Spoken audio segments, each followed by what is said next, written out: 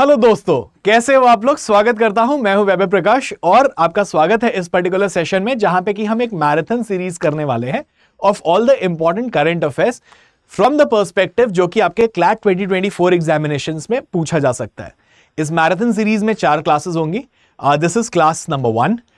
तो आइए चलिए शुरुआत करते हैं इस पर्टिकुलर सेक्शन की। देखो, करंट अफेयर्स जो है वो आपके लिए इंपॉर्टेंट रहेगा, प्योरली नॉलेज बेस्ड है। जितना और शॉर्ट टर्म मेमोरी में आप जितना ज्यादा याद करके जा सकते हो, शायद आपकी शॉर्ट टर्म मेमोरी आपको वहां पे हेल्प कर देगी, काम आ जाएगा and it will click on that final day. I sincerely hope that it clicks for all of you and अगर वो एक बार हो जाता है तो नथिंग लाइक इट, क्योंकि आप जितना ज्यादा स्कोर इसमें इंक्रीज कर सकते हो अब वो आपके लिए बेस्ट रहेगा। तो आइए चलिए शुरुआत करते हैं इस पर्टिकुलर सेशन की। The first topic that we are going to discuss is Jal Jeevan mission. ना ये क्यों इंपॉर्टेंट है, देखो अब कैसे आपसे क्लैट एग्जामिनेशन में कैसे पूछता है, इसकी आपको एक पैसेज दिया जाएगा और उसके बेसिस पे 5-7 क्वेश्चंस जो है वो आपसे पूछे जाएंगे। Now the effect of the passage is क्या है कि आपको इसमें आंसर कोई नहीं मिलने है। The only thing that you will be getting here is कि आपको एक कॉन्टेक्स्ट जो है वो जरूर पता चल जाएगा कि ये किस टॉपिक के बारे में बात कर रहा है। तो आप ना पहले का 2-3 लाइन बस देख लेना कि जल जीवन मिशन के बारे में बात कर रहा है ये, और उसके अंदर के जो भी होंगे, अब देखो जैसे for example tap water connections to XX crore rural household, तो ये तुम्हारा फिल इन द ब्लैंक्स है। तो इस टाइप से ये जहां भी XX है ये मतलब तुमको ये तुम्हारा नॉलेज बेस के बेसिस पे है। सो एसेंशियली जल जीवन मिशन में क्या हुआ था वो भी मैं आपको जल्दी से बता देता हूं। सो हर घर जल एक मिशन है गवर्नमेंट का, जहां पे कि पर कैपिटा हर व्यक्ति को हर हाउस होल्ड में, रूरल हाउस होल्ड में 55 लीटर पानी जो है फ्रेश वाटर जो है उनके नलों में प्रोवाइड करने की बात हुई थी। 2019 में इसको लॉन्च किया गया था बाय द सेंट्रल गवर्नमेंट। ठीक है, कई सारे यूनियन टेरिटरीज हैं, लाइक फॉर एग्जांपल यहां पे दिया हुआ भी है फॉर इंस्टेंस। अच्छा, कुछ तो यहां पे YZ दिए हुए हैं, ये फिल इन द ब्लैंक्स हैं, तो ये मैं आपको नहीं बताऊंगा। But then there are several states like Haryana, Gujarat, Punjab, Himachal Pradesh, Puducherry, Daman Diu, Dadra Nagar Haveli, Andaman and Nicobar, ये ऐसे हैं जिन्होंने 100% कवरेज जो है वो कवर कर लिया है, जहां पे कि हर घर में पानी जो है वो पहुंचा दिया गया है। तो चलो सबसे पहले अब क्या करते हैं, देखते हैं क्वेश्चंस को। विच of the following replaces XX in the above passage. Above passage में XX को किससे कितने से रिप्लेस किया गया है। सो अगर हम पढ़ते हैं, has achieved a remarkable milestone by providing tap water connection to dash crore rural household. कितने करोड़ रूरल हाउस होल्ड को पानी जो है वो पहुंचा दिया गया है जल जीवन मिशन के under, is the question.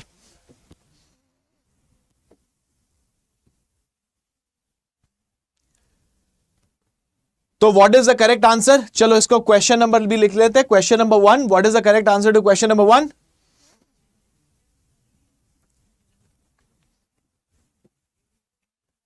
And the correct answer is 13 crore. 13 crore rural household को जो है वो प्रोवाइड कर दिया गया है, आपका फ्रेश वाटर पानी जो है वो प्रोवाइड कर दिया गया है। चलो moving on to question number 2। देखो इसमें ना एक चीज प्लीज जरूर कर लेना। One thing that I want all of you to do is कि आप ना ये एटलीस्ट टॉपिक्स जो है ना वो लिख लेना। Please make sure that you write the topics जो हम लोग कर रहे हैं, कवर कर रहे हैं। All right, moving on to question number 2। Which of the following replaces Y and Z in the above passage.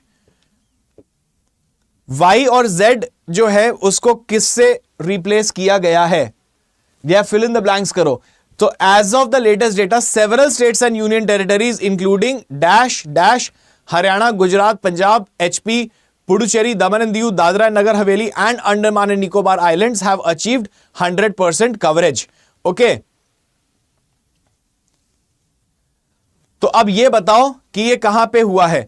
Y और Z को तुमको बताना है what is the correct answer. This is question number 2।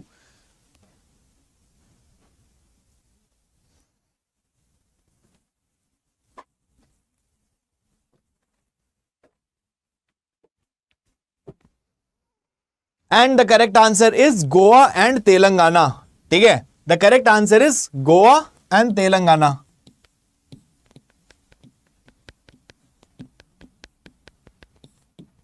ठीक है,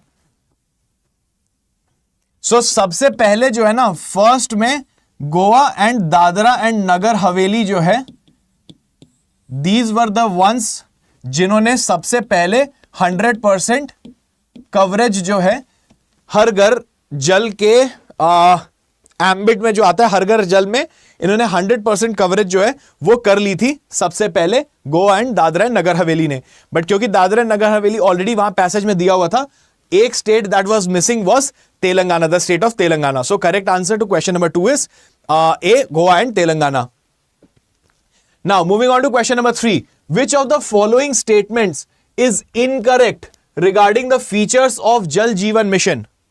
जल जीवन मिशन के regarding कौन सा स्टेटमेंट है जो कि इनकरेक्ट है? जल्दी से आंसर करो guys. And the correct answer is none of these. ये सभी जो है ए बी सी जो है ये बिल्कुल करेक्ट ऑप्शंस हैं। तो जल जीवन मिशन जो है demand and supply management of water को केटर करता है लोकल लेवल पे, लोकल इंफ्रास्ट्रक्चर के क्रिएशन में बहुत ज्यादा काम आता है, rain water harvesting, ground water recharge, और ये जो है कम्युनिटी अप्रोच पे बेस्ड आउट है। तो ये तीनों जो है ऑप्शंस ये बिल्कुल सही है। तुमसे पूछा था विच of the following is incorrect, actually देखा जाए तो ए बी सी तीनों ही करेक्ट है। सो इसीलिए मेरा option none of these is the correct answer. ठीक है, चलो moving on to question number 4, which of the following is not an objective of Jal Jeevan Mission? Which of the following is not an objective of Jal Jeevan Mission? Question number 4.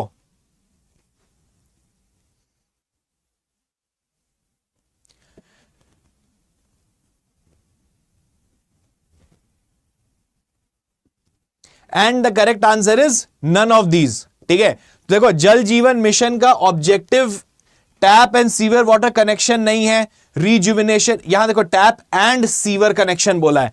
Tap water connection हां correct है, लेकिन sewer connection की बात नहीं है जल Jeevan mission में। रीजुविनेशन of water bodies, तालाब को रीजुविनेट करना, नदियों को रीजुविनेट करना, ये जल जीवन का काम नहीं है। सर्कुलर वाटर इकोनॉमी क्रिएट करना जो है ये इनका काम नहीं है। जल जीवन मिशन का काम, जैसे कि मैंने आपको स्टार्टिंग में ही बताया था, एक हिंट में जो है जो मैंने आपको दिया था वो है कि आपको 55 लीटर जो है पर पर्सन पर हाउस होल्ड जो है हर दिन के हिसाब से पानी, फ्रेश वाटर पानी जो है वो पहुंचाना है, ताकि रूरल हाउस होल्ड में भी लोगों को दूर दराज जाके पानी भर के लेके आने की जरूरत ना पड़े। टैप वाटर कनेक्शन होना चाहिए। That is what is the purpose of Jal Jeevan Mission. So hence D, none of the above is the correct answer. चलो moving on to question number 4, नहीं एक minute, moving on to question number 5, which sustainable development goal goes beyond drinking water, sanitation and hygiene to also address the quality and sustainability of water resources which are critical to the survival of people and the planet? कौन सा sustainable development goal है जो कि drinking water के beyond जाता है? These sustainable development goals जो है वो यूनाइटेड नेशंस के द्वारा दिया गया है, right? And the correct answer is sustainable development goal number 6। All right, चलो moving on to question number 6. River Cities Alliance started with 30 member cities in November 2021 and has now expanded to 110 river cities across India. Which of the following countries has one of the international member city in the alliance? River Cities Alliance में one of the international member city जो है वो आपसे पूछा है। Sweden, Norway, Ireland, Denmark. Question number 6, what is the correct answer? The correct answer is option number 1 which is Sweden. ठीक है, सो Sweden जो है वो एक आपका ये जो रिवर सिटीज अलायंस है जो कि 30 मेंबर सिटीज के साथ स्टार्ट हुआ था, जो कि अब 110 रिवर सिटीज है अक्रॉस इंडिया, उसमें से इंटरनेशनल मेंबर सिटी जो है वो है आपका स्वीडन।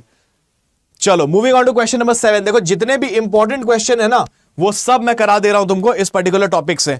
इसके बियॉन्ड जो है क्वेश्चन जो है तुमसे पूछा जा नहीं सकता है, right? Question number 7. National Mission for Clean Ganga is being implemented by the National Council for Rejuvenation, Protection and Management of River Ganga, also known as National Ganga Council.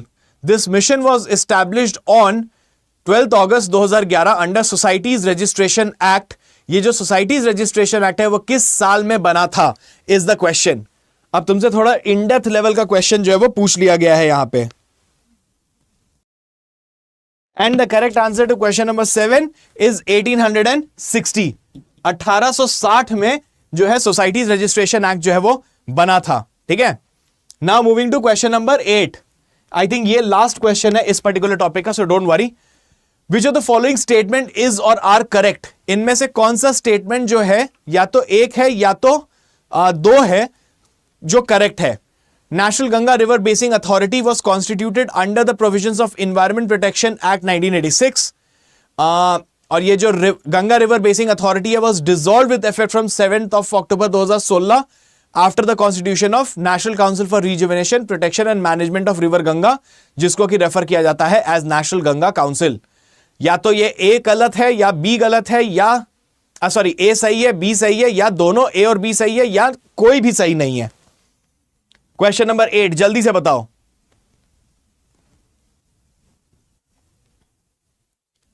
And the correct answer to question number 8 is C, both A and B are correct. So national Ganga river basin authority जो है वो 1986 के environment protection act के under constitute किया गया था, लेकिन 2016 में इसको डिसॉल्व कर दिया गया एनजीआरबीए को, और उसके बाद बना नेशनल गंगा काउंसिल 2016 के बाद। सो ए और बी जो है वो दोनों ही सही है, हेंस मेरा करेक्ट आंसर इज सी। चलो, now we will come to the next topic which is the nuclear power plant जो कि इंडिया में बना है। नाउ अब इसमें देखो कैसे हम लोग देखते हैं, जब हम पैसेज की बात कर रहे थे कि जब पैसेज आता है तो मेरे को सबसे पहले देखना है ककरापुर यूनिट 3। ठीक है, अब यहां पे first indigenously developed nuclear power plant unit की बात कर रहा है, तो अब मेरे को automatically if I know this particular unit, rather if I know this particular topic जो कि काफी ज्यादा न्यूज में रहा भी है, प्राइम मिनिस्टर ने इसको काफी ज्यादा प्रमोट भी किया था, सारे साइंटिस्ट्स को कॉन्ग्रेचुलेट किया था कि इंडिया ने पहली बार यूनिट 3 जो है ककरापुर यूनिट जो है, ककरापुर न्यूक्लियर पावर प्लांट जो है वो इंडिया ने डेवलप कर लिया। इसके पहले इसके 2 यूनिट थे, यूनिट 1 एंड यूनिट 2। अब उसका यूनिट 3 जो है उसका इनॉग्रेशन हो गया, अब वो फुल कैपेसिटी पे चल रहा है। 700 मेगावाट इलेक्ट्रिकल पे इसका पावर सप्लाई जो है वो दे रहा है। एंड इसका 4th यूनिट जो है वो आपका नेक्स्ट ईयर मार्च अप्रैल 2024 तक इनॉग्रेट हो जाएगा, वो स्टार्ट हो जाएगा। ठीक है, तो यहां पे ये सब दिया हुआ है इस पर्टिकुलर पैसेज में। ये सब पढ़ने की जो है वो बहुत ज्यादा जरूरत है नहीं अपने को, कंसिडरिंग की या तो हमको पता है, इस पे ज्यादा टाइम वेस्ट करेंगे नहीं। Now what will do is will quickly जो है come to the questions. So now what is important is कि हमको ये पता है कि ये इवेंट जो है ककरापुर न्यूक्लियर पावर प्लांट जो है वो इंपॉर्टेंट है हमारे लिए, right. Now let us come to the question number 9। India's first indigenously developed 700 megawatt electrical nuclear power plant in dash Kakrapur has started operations at full capacity।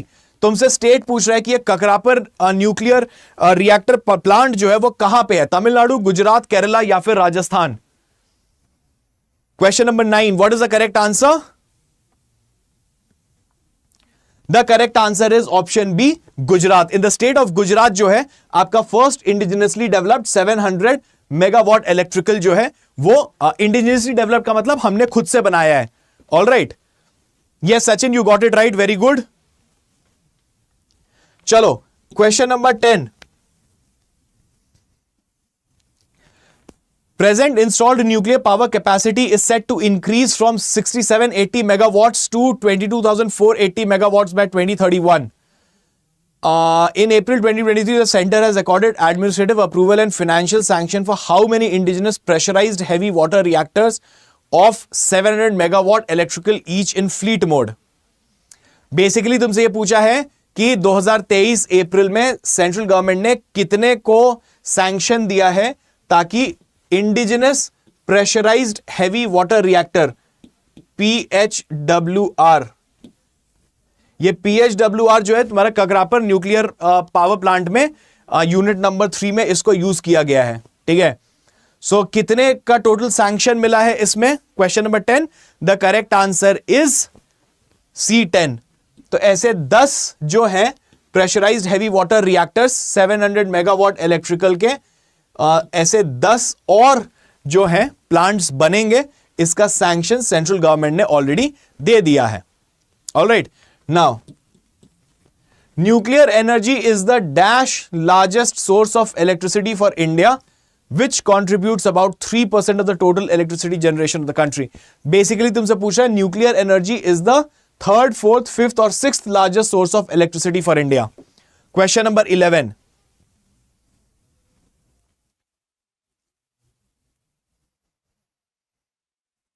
जल्दी से बताओ। The correct answer is fifth largest source है, ठीक है। कोल अभी भी India के लिए सबसे इंपॉर्टेंट है। कोल जो है वो अभी भी फर्स्ट नंबर पे है for electricity generation. Nuclear energy जो है वो फिफ्थ है। इसको कोशिश यही की जा रही है कि न्यूक्लियर एनर्जी को जो है और ज्यादा इंप्रूव किया जाए, बेटर किया जाए, सो दैट इससे फायदा क्या होगा कि न्यूक्लियर एनर्जी जो है is a clean source of energy, ठीक है। Coal on the other hand is a non renewable. ये खत्म हो गया तो खत्म हो गया, ठीक है, और ये बिल्कुल भी क्लीन नहीं है, बहुत पोल्यूशन कॉज करता है। Moving on to question number question number 12। The world's first thorium based nuclear plant dash using uranium 233 is being set up at Kalpakkam in Tamil Nadu. What is the name of the thorium based nuclear plant? Name of the first thorium based nuclear plant जो कि uranium 233 use कर रहा है, जो कि Kalpakkam in Tamil Nadu में setup किया जा रहा है। इस question number 12।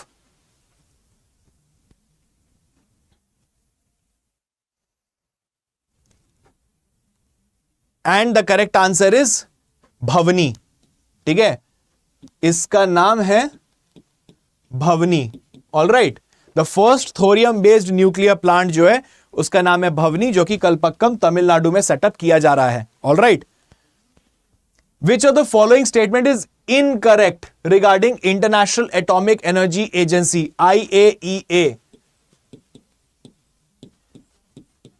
International atomic energy agency के बारे में कौन सा स्टेटमेंट है जो कि गलत है?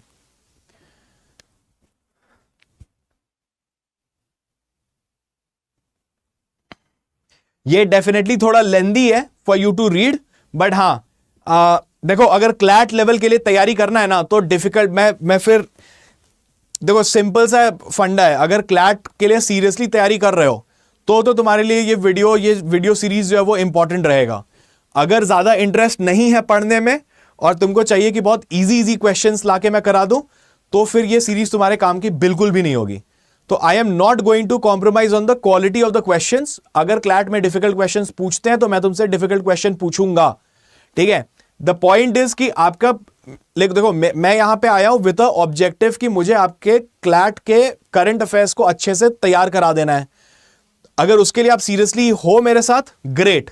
तो बी अश्योर्ड कि जो आपके 7-8 पैसेज आएंगे ना, इसमें से एटलीस्ट 100 पैसेजेस, 100 इवेंट्स में से ना 5 से 6 पैसेजेस, 5 से 6 इवेंट तो डेफिनेटली लड़ जाएंगे आपके एग्जाम में, और हो सकता है कुछ क्वेश्चंस भी उस टाइप के लड़ जाए। बट हाँ, if you are not very serious about CLAT examination, कोई बात नहीं यार, मेरे को कोई दिक्कत नहीं है, you guys can skip the entire video, ठीक है। तो ये है अपना question number 13 and the correct answer is none of these, ठीक है। तो ये सभी जितने भी आपके ऑप्शंस हैं A, B, C, ये सभी आपके करेक्ट आंसर्स हैं, मतलब ये करेक्ट है, ठीक है। इंटरनेशनल एटॉमिक एनर्जी को atoms for piece and development कहा जाता है। 1957 में इसका क्रिएशन हुआ था, सो दैट न्यूक्लियर टेक्नोलॉजी के अगेंस्ट जो भी फियर थे उसको सेटल डाउन करने के लिए कि उसकी और क्या डिस्कवरीज एंड डाइवर्स यूजेस किया जा सकता है। एंड एजेंसी जो है उसके मेंबर स्टेट्स के बेसिस पे वर्क करती है वर्ल्ड वाइड, जो कि प्रमोट करती है safe, secure and peaceful use of nuclear technology. 2005 में जो है नोबेल पीस प्राइज भी मिला है इंटरनेशनल एटॉमिक एनर्जी एजेंसी को। तो all these information that has been provided to you in the options is absolutely correct, ठीक है। चलो, now we come to the next topic which is Santhigiri Vidya Bhavan. Santhigiri Vidya भवन जो है वो क्या है? इंडिया का फर्स्ट आर्टिफिशियल इंटेलिजेंस स्कूल जो है वो लॉन्च हुआ, ठीक है। Now why is this important? Is because ये बहुत ज्यादा किसी ने कवर करा नहीं है, and this is something which is very very important from your perspective of your CLAT examination, ठीक है। तो जो हमारे फॉर्मर प्रेसिडेंट थे रामनाथ कोविंद जो है, उन्होंने इस स्कूल को इनॉग्रेट किया था, राइट। नाउ इस स्कूल में बेसिकली होता क्या है कि टीचर्स ऑफ कोर्स हैं to help the students and guide, but predominantly जो है स्टूडेंट्स एंड पेरेंट्स को हेल्प किया जा रहा है by the use of artificial intelligence.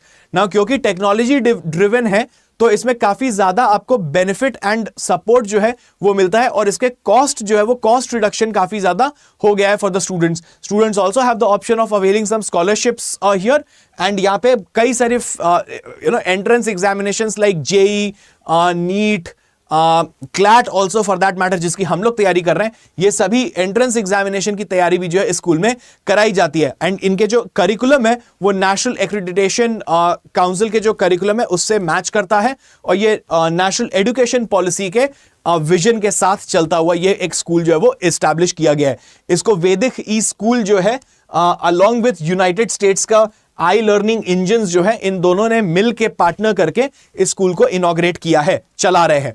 Now the question is कि ये पर्टिकुलर स्कूल जो है, एआई स्कूल जो है, वो किस स्टेट में इस्टैब्लिश किया गया है?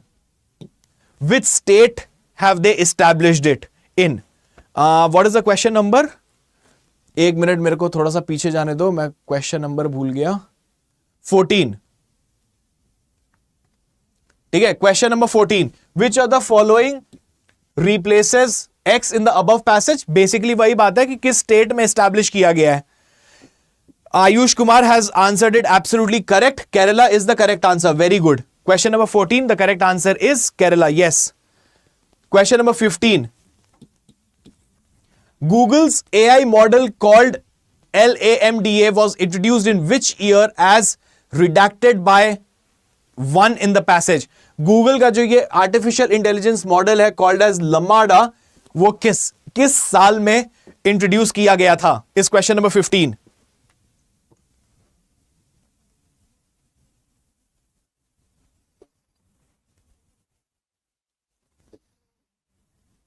And the correct answer is 2021 में, 2021 में इसको लॉन्च किया था गूगल ने। All right, now we come to question number 16। Artificial intelligence appreciation day celebrate किया जाता है किस डेट को हर साल? Which date of every year artificial intelligence appreciation day is celebrated? 16 July, 19 July, 2 August, 23 August?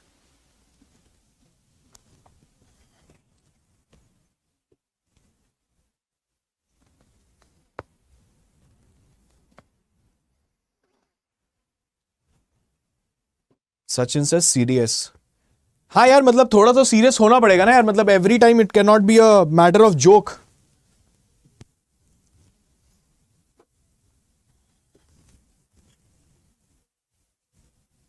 I am trying to make sure कि आपका entrance examination से पहले जो आपका सबसे इंपॉर्टेंट एक सेक्शन होता है करंट अफेयर्स, जो कि देखो जनरली व्हाट इज हैपनिंग ना, मैं it's not like that I am oblivion to the fact कि यूट्यूब पे या बाकी लोग क्या करा रहे हैं। मुझे दिख रहा है, मुझे समझ में आ रहा है, मैं भी देख रहा हूं कि बाकी लोग क्या करा रहे हैं। Everyone is doing the theory part. सब लोग आके तुमको थ्योरी पढ़ा दे रहे हैं, क्वेश्चंस कोई करा नहीं रहा है। मैं इस चीज को लेके आया कि नहीं यार, एक बहुत इंपॉर्टेंट चीज होती है कि बच्चे को क्वेश्चन भी प्रैक्टिस करना इंपॉर्टेंट है। इवेंट्स बता दिया, चलो ठीक है, बट क्वेश्चंस कौन प्रैक्टिस कराएगा? एंड आई सेड कि चलो ठीक है यार, थोड़ी मेहनत है, करते हैं, and it is going to help every student, ताकि वो एग्जामिनेशन में एक ऐसा सेक्शन है करंट अफेयर्स जो कि आपके खुद के कंट्रोल में होता है। अब उसमें भी अगर आप कहो कि नहीं we will come at 5 PM and you say कि नहीं I am not going to come, that shows your मतलब ऐसे बच्चों का तो नहीं निकलने वाला है यार CLAT. I am very sorry to say, but I be very blunt here. मतलब इतना कैजुअल अप्रोच के साथ क्लैट एग्जामिनेशन तो नहीं निकलेगा, ठीक है। The correct answer is 16th of July, very good. Artificial intelligence appreciation day जो है वो 16 जुलाई को है। क्लैट जो है ना बहुत डेडिकेशन मांगता है यार। मैं सबको बोल दे रहा हूं अभी भी, क्लैट जो है वो बहुत ज्यादा डेडिकेशन डिमांड करता है आपसे। अगर आप डेडिकेशन नहीं दिखा सकते हो क्लैट एग्जामिनेशन को, तो ये जो सपना लेके बैठे हो ना कि नेशनल लॉ स्कूल पहुंच जाएंगे, ऐसे हवा में नेशनल लॉ स्कूल तो नहीं पहुंचते यार। चलो question number 17। Recently artificial intelligence based tool named pivot has been developed by researchers from which IIT? Pivot नामक AI टूल जो है वो डेवलप किया गया है by researchers from which IIT? Indian institute of technology. किस जगह के? Kanpur, Madras, Delhi, Roorkee. Question number 17 and the correct answer is IIT Madras. ठीक है, चलो क्वेश्चन नंबर 18, कंट्री का पहला artificial intelligence and robotics technology park, जिसको आर्ट पार्क कहते हैं, was launched in which city? Bengaluru, Kochi, Mumbai, Kolkata. First AI and robotics technology park, जिसको आर्ट पार्क कहते हैं, वो कहां लॉन्च हुआ? बेंगलुरु, कोची, मुंबई, कोलकाता।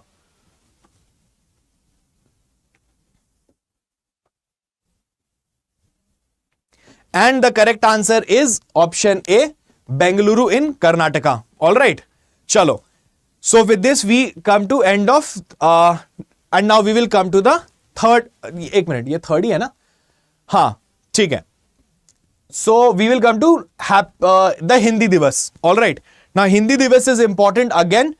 पैसेज जो है वो वही कह रहा है, September 14 every year। तो मतलब बेसिकली डेट तो हमसे पूछ ही नहीं रहा है कि हिंदी दिवस कब सेलिब्रेट किया जाता है, ये तो हमको पहले ही बता दिया, 14 सितंबर को हिंदी दिवस जो है वो मनाया जाता है। ठीक है, बाकी अगेन इसमें आपको कुछ मिलेगा नहीं। सितंबर 14 1949 की अगर मैं आपको हिस्ट्री बता दूं तो कॉन्स्टिट्यूएंट असेंबली जिसने कि हमारा संविधान लिखा था, उन्होंने इस दिन को अडॉप्ट किया था, जहां पे उन्होंने कहा था कि हिंदी जो है वो हमारी ऑफिशियल लैंग्वेज जो है वो रहेगी। ठीक है, नेशनल लैंग्वेज नहीं, ऑफिशियल लैंग्वेज जो है उसको हिंदी बनाया गया था, कंसिडरिंग की कि हिंदी जो है वो सबसे ज्यादा बोली जाती थी at that point in time, as well as अभी भी हिंदी सबसे ज्यादा बोली जाती है इंडिया में। और सबसे पहली बार हिंदी दिवस जो है सेलिब्रेट किया गया था 1953 सितंबर 14 को। So these are some important things that you should be aware of and let us have a look at the question. Dash January is celebrated as world Hindi day. ठीक है, हिंदी दिवस अलग है, वर्ल्ड हिंदी डे जो है वो कब सेलिब्रेट किया जाता है? हिंदी दिवस तो चलो ठीक है, सबको पता है 14 सितंबर। ठीक है, वर्ल्ड हिंदी डे कब है? 5 जनवरी, 10 जनवरी, 5 फरवरी, 10 फरवरी। And this is your question number 19 I guess.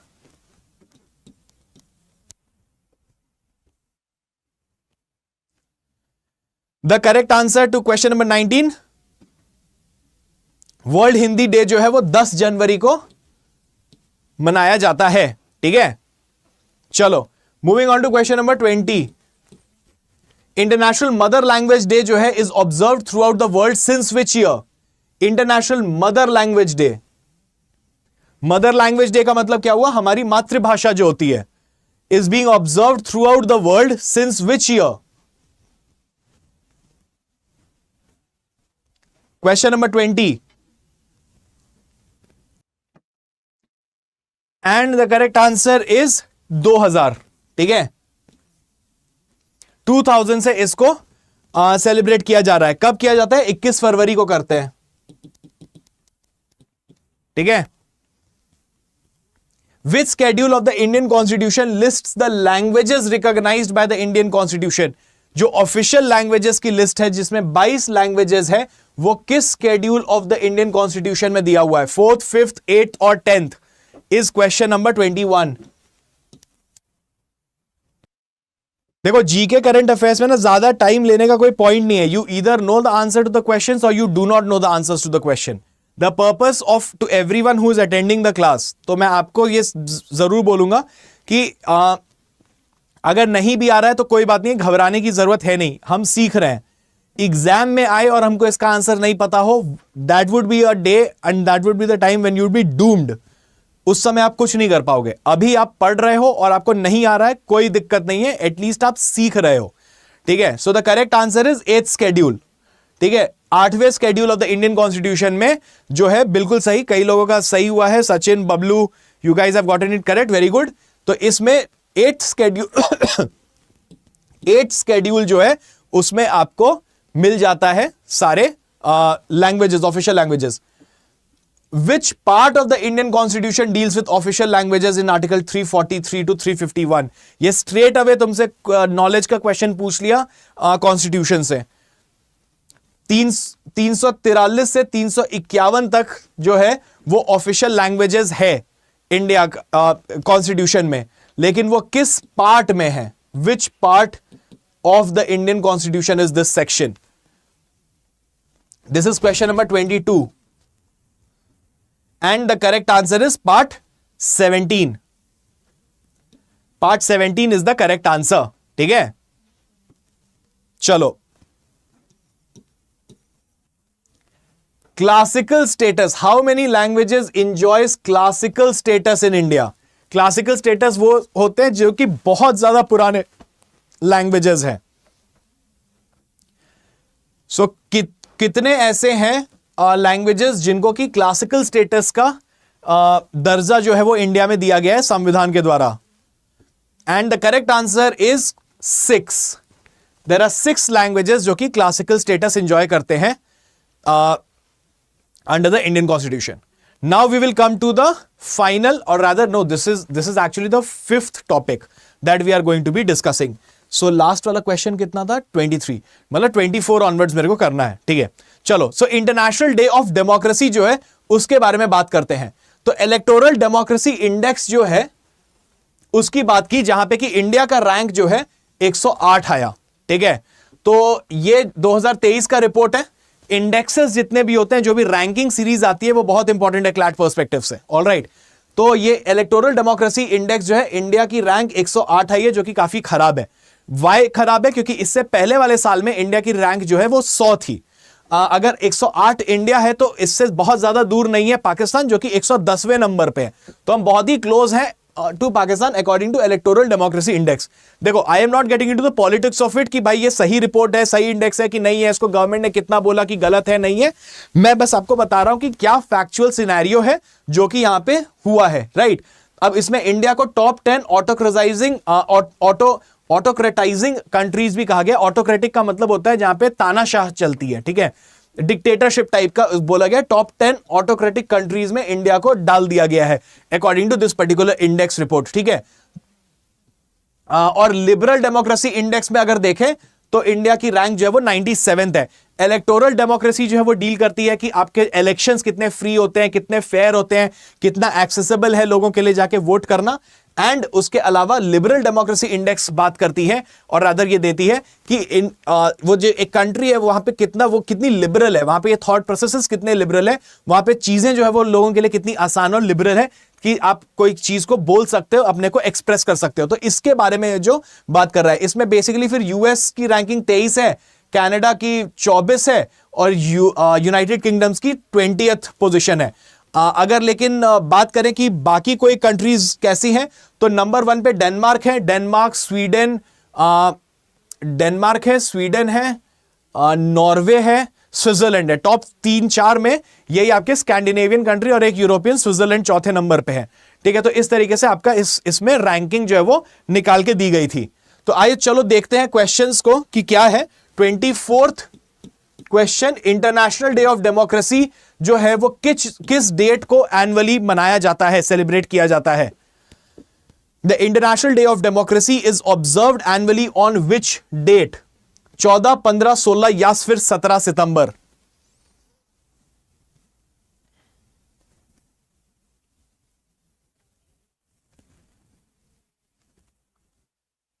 And the correct answer to question number 24 is 15 सितंबर. हर साल 15 सितंबर को इंटरनेशनल डे ऑफ डेमोक्रेसी जो है वो सेलिब्रेट किया जाता है. एक मिनट, कौन सा था? 24 ना, 25.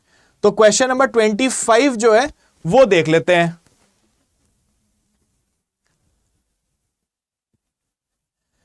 इंटरनेशनल डे ऑफ डेमोक्रेसी जो है वो किस साल इस्टेब्लिश किया गया था? चलो ठीक है, इंटरनेशनल डे ऑफ डेमोक्रेसी 15 सितंबर तो है. ठीक है, इसका एक फॉलोअप क्वेश्चन है कि किस ईयर में फर्स्ट टाइम सेलिब्रेट किया गया था? Question number 25. And the correct answer is 2007. 2007 में जो है was 2007 में it was established for the first time.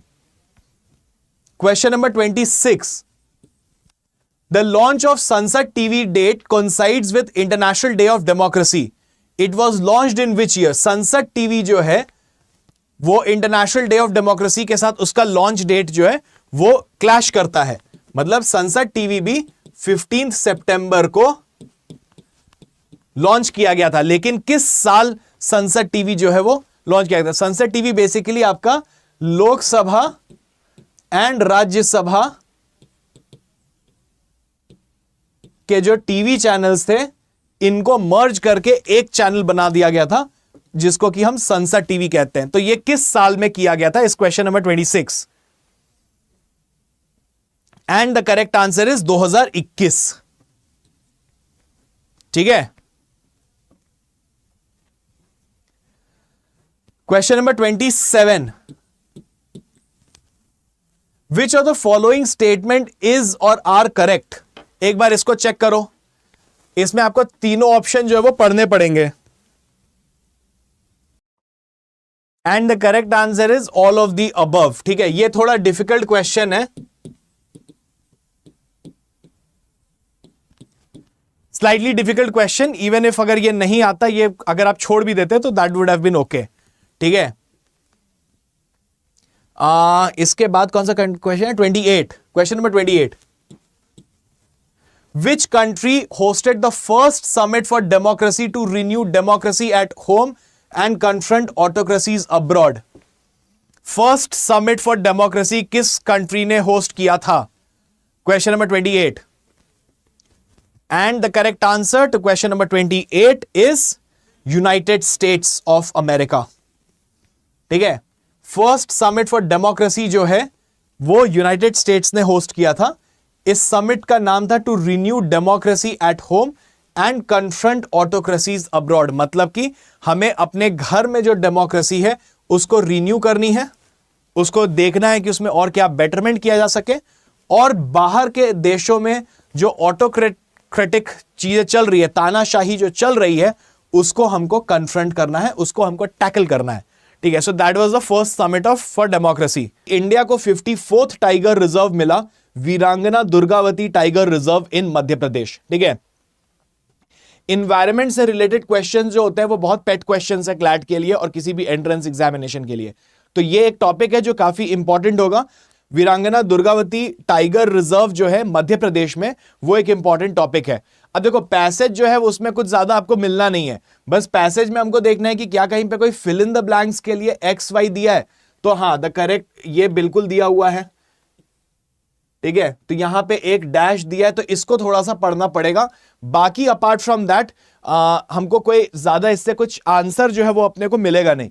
तो Madhya Pradesh which is home to most number of tigers in the country has got a new protected area for the big cats. Big cats बोलते हैं tiger को। ठीक है, named Virangana Durgavati tiger reserve, the dash in the state. अच्छा, मतलब number पूछ रहा है कि कितने नंबर ऑफ टाइगर रिजर्व्स हुए अब इन the state of Madhya Pradesh. तो ये अब मेरा नॉलेज वाला बात है। अब ये तो आपको ब्लैंक दे दिया, तो आपको ये पता चलने वाला है नहीं कि ये एसेंशियली क्या होना है इसका। ठीक है, तो आओ चलो क्वेश्चन जो है वो देख लेते हैं। सो क्वेश्चन नंबर 1 जो है वो है वीरांगना दुर्गावती टाइगर रिजर्व जो है is the dash tiger reserve of Madhya Pradesh, 5th, 6th, 7th या फिर 8th। कितने टाइगर रिजर्व जो है वो अब इससे पहले कितने टाइगर रिजर्व थे अगर आपको वो पता है तो उसमें +1 ऐड कर दो and that is your correct answer. Good evening Hemang, good evening Muskan. So what is the correct answer? कितने नंबर ऑफ टाइगर रिजर्व है? The correct answer is option C, 7th। ठीक है, तो अब एमपी में टोटल 7 टाइगर रिजर्व है। 7 tiger reserve जो है वो हो गए विद द एडिशन ऑफ वीरांगना दुर्गावती टाइगर रिजर्व। चलो, let's have a look at the second question. Which of the following statement is incorrect regarding the tiger reserves in India? तो आपको ये तीन ऑप्शंस पढ़ने हैं और डिसाइड करना है कि इसमें से कौन सा इनकरेक्ट है। There are now a total of 55 designated tiger reserves. 54th tiger reserve was Dholpur Karoli Tiger Reserve in Rajasthan, and Madhya Pradesh is already home to 6 tiger reserves: Kanha, Bandhavgarh, Satpura, Pench, Panna and Sanjay Dubri. या फिर इसमें से कोई भी इनकरेक्ट नहीं है, सभी सही हैं। इस question number 2 and the correct answer is D, none of the above. ये सभी जो है आपके information given in option A, B and C, ये बिल्कुल करेक्ट है। तो total number of tiger reserves India में अब कितने हैं? 55। याद रखो 54th tiger, 55th tiger reserve कौन सा बना? वीरांगना Durgavati tiger reserve Madhya Pradesh. 54th tiger reserve कौन सा था? धौलपुर करौली टाइगर रिजर्व जो कि राजस्थान में है। मध्य प्रदेश में हमने इससे पहले वाले क्वेश्चन में देखा कितने थे टाइगर रिजर्व्स, अब हो गए हैं 7। तो इससे पहले कितने हुए थे टाइगर रिजर्व्स? 6 थे। अब वो 6 के नाम कौन कौन से हैं मध्य प्रदेश में? Kanha, Bandhavgarh, Satpura, Pench, Panna and Sanjay Dhubri.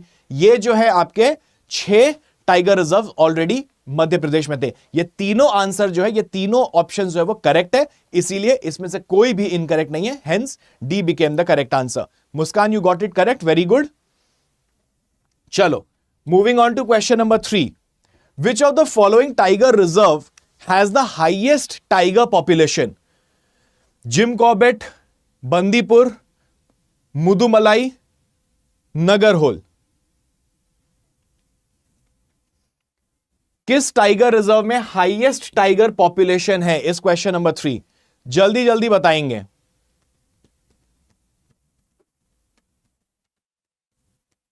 And the correct answer is Jim Corbett tiger reserve. Around 260 tigers की जो पॉपुलेशन है वो आपकी है जिम कॉर्बेट टाइगर रिजर्व में। सो 3 का correct answer is option A, Jim Corbett tiger reserve. All right, Sachin, Muskan, Hemang सभी का सही हुआ, वेरी गुड, शाबाश। Question number 4। Bor tiger reserve of dash holds the title of the smallest tiger reserve in terms of area. In terms of area Bor tiger reserve जो है वो सबसे smallest tiger reserve है। अब आपसे पूछा जा रहा है कि ये बोर टाइगर रिजर्व है कहां, किस स्टेट में सिचुएटेड है? Orissa, Maharashtra, Rajasthan, Jharkhand. Question number 4।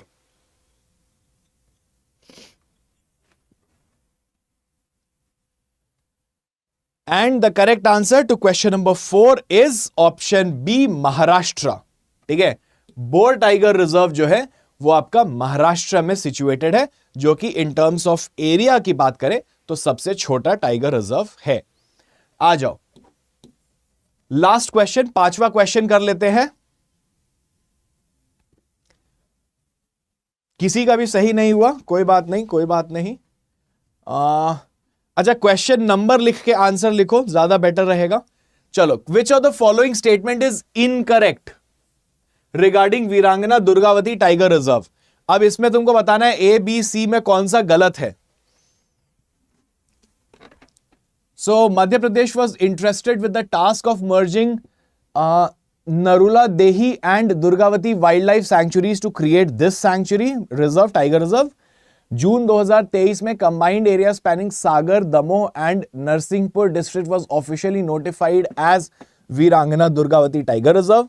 And ये 2339 स्क्वायर किलोमीटर्स, जिसमें 14 square kilometres of core area है एंड 925 स्क्वायर किलोमीटर का बफर जोन है। ठीक है, तो ये 3 ऑप्शंस में कौन सा इनकरेक्ट है आपको ये बताना है क्वेश्चन नंबर 5 में।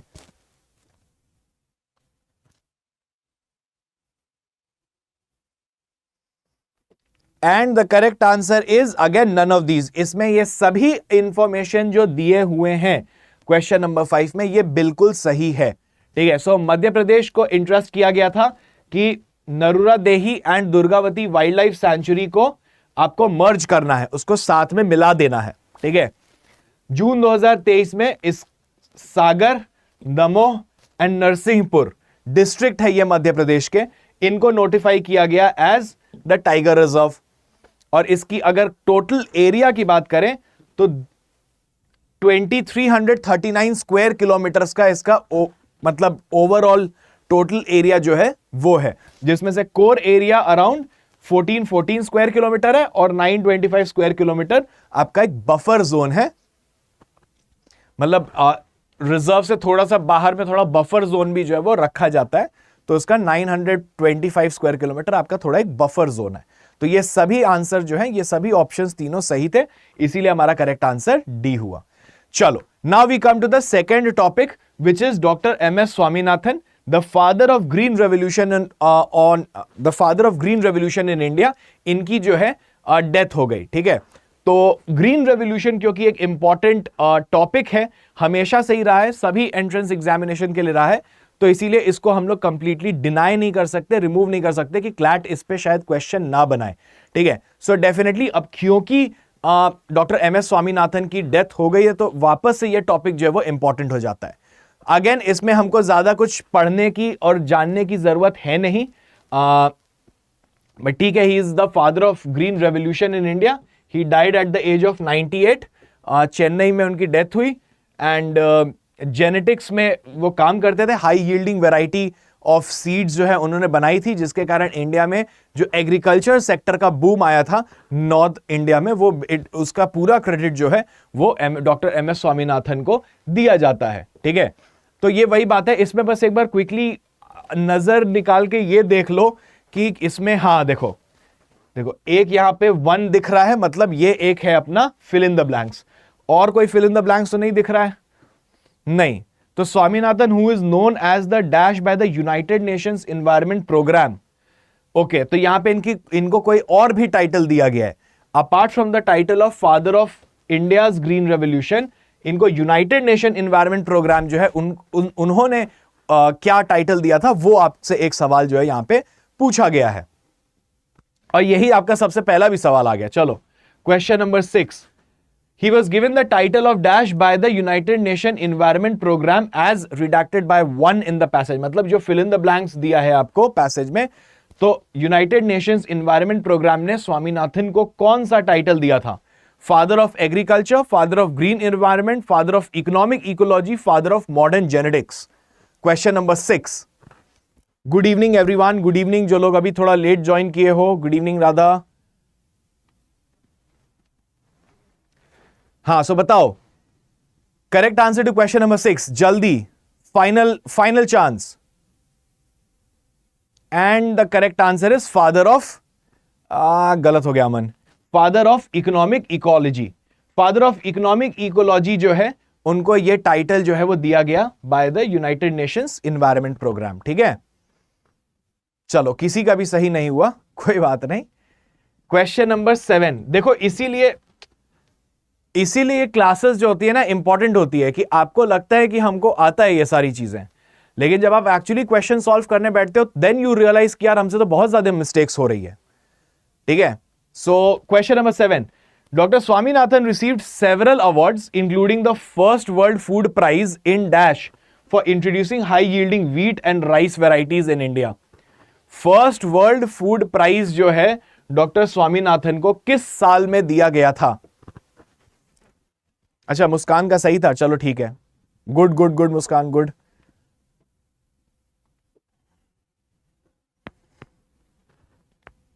देखो मेरे आंसर बता देने के बाद अगर आप लिख रहे हो तो उसको काउंट नहीं किया जाएगा। Question number 7, so what is the correct answer to question number 7? The correct answer is 1987। Radha got this correct. 1987 में फर्स्ट वर्ल्ड फूड प्राइज जो है वो डॉक्टर स्वामीनाथन को दिया गया था फॉर हिज कंट्रीब्यूशन ऑफ जो उन्होंने high yielding variety HY wheat and HY rice. इसमें HY का मतलब हाई यील्डिंग होता है। ठीक है, चलो क्वेश्चन नंबर 8 पे आ जाओ। Which of the following award was not received by Dr. Swaminathan? तो मतलब डॉक्टर स्वामीनाथन को कौन सा अवार्ड नहीं मिला? पद्मश्री, पद्म भूषण, पद्म विभूषण या नन ऑफ दीज?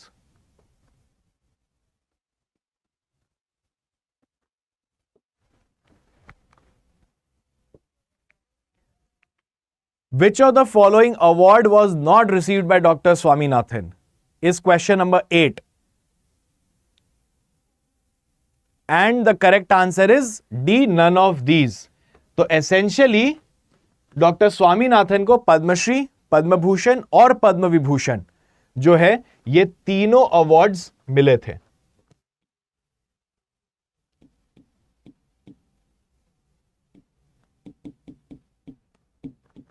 ठीक है, he was a recipient of Padma Shri, Padma Bhushan, Padma Vibhushan, और इसके ऊपर बस एक और हाईएस्ट सिविलियन ऑनर है विच इज भारत रत्न।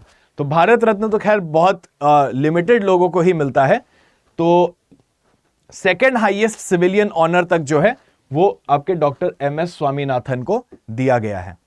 ठीक है, चलो आ जाओ क्वेश्चन नंबर 9 में। फिर से एक क्वेश्चन है जो पूछ रहा है which of the following statement is incorrect regarding MS Swaminathan.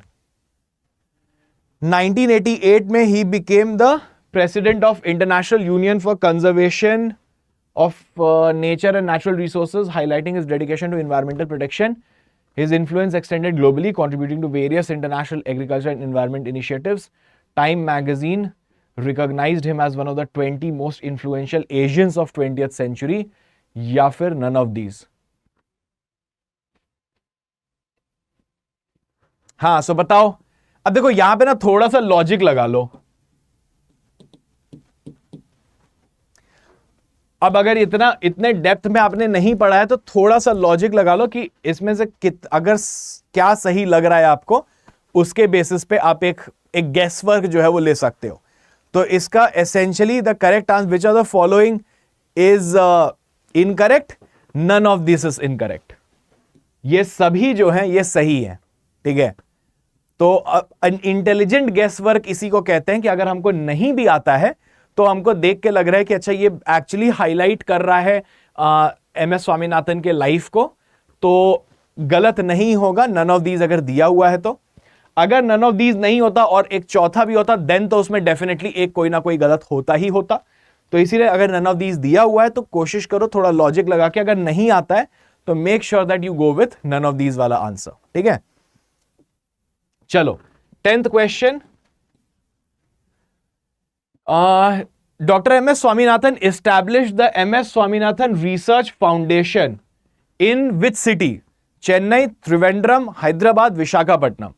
So M.S. Swaminathan Research Foundation कहां पे situated है? Is the question. Chennai, Trivandrum, Hyderabad, Visakhapatnam.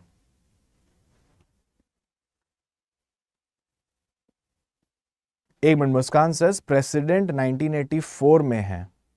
अच्छा ठीक है, ये वाला क्वेश्चन कर लो, उसके बाद एक बार क्रॉस चेक करते हैं उसको। Will cross check that question.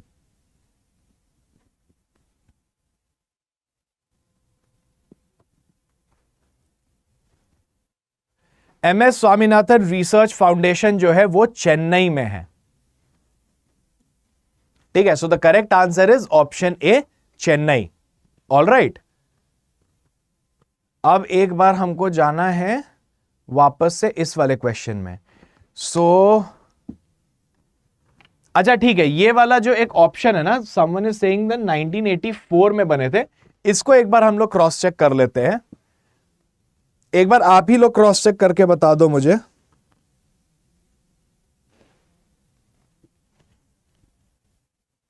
इसको क्रॉस चेक कर लिया जाए। 19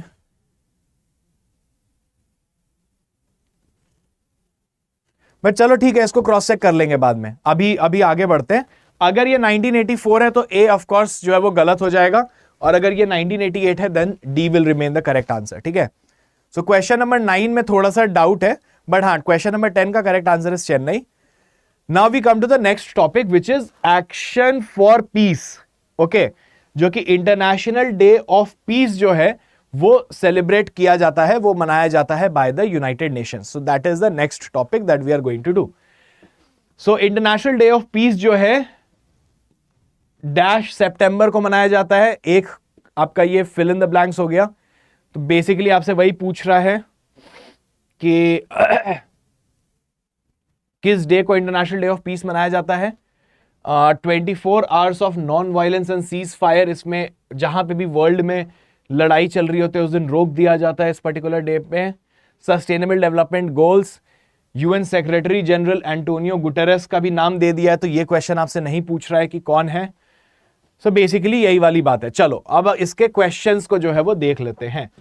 सो सबसे पहला क्वेश्चन तो यही पूछ लिया कि इंटरनेशनल डे ऑफ पीस जो है वो किस डे को ऑब्जर्व किया जाता है हर साल।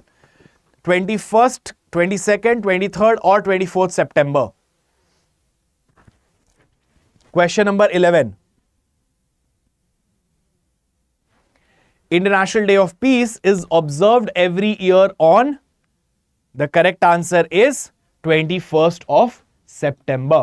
ठीक है, 21 सितंबर को हर साल मनाया जाता है इंटरनेशनल डे ऑफ पीस.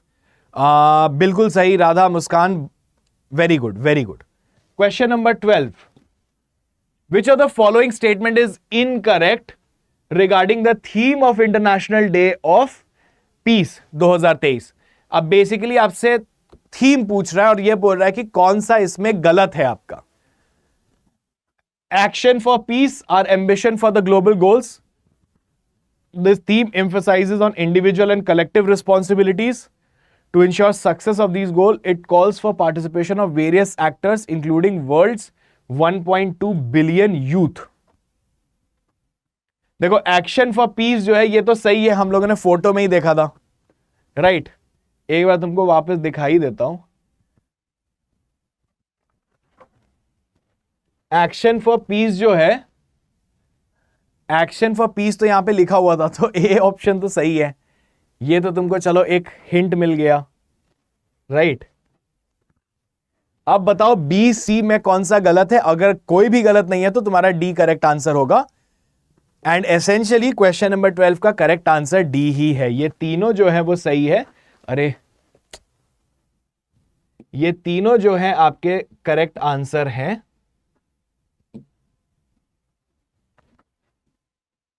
जहां पे एक थीम आपसे बोला जा रहा है कि एक्शन फॉर पीस है, and second is individual and collective responsibility है पीस बढ़ाने की, और ये 1.2 बिलियन यूथ को कॉल करता है ताकि ये लोग जो हैं इस गोल को आगे बढ़ाएं. चलो, moving on to question number 13. International day of peace began with the adoption of United Nations resolution on September 30. किस साल?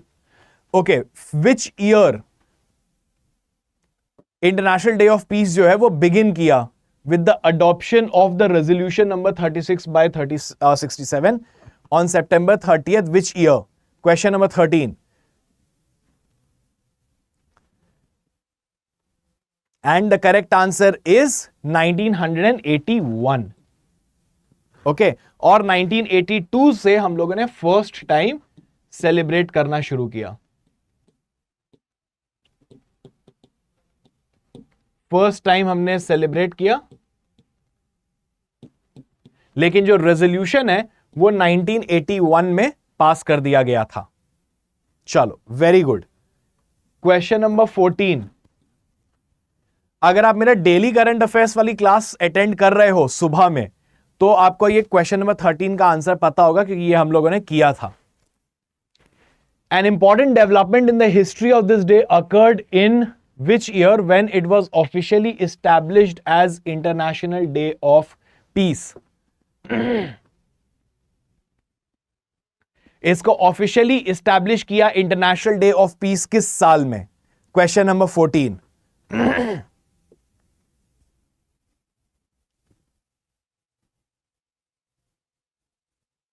And the correct answer to question number 14 is 2001 में.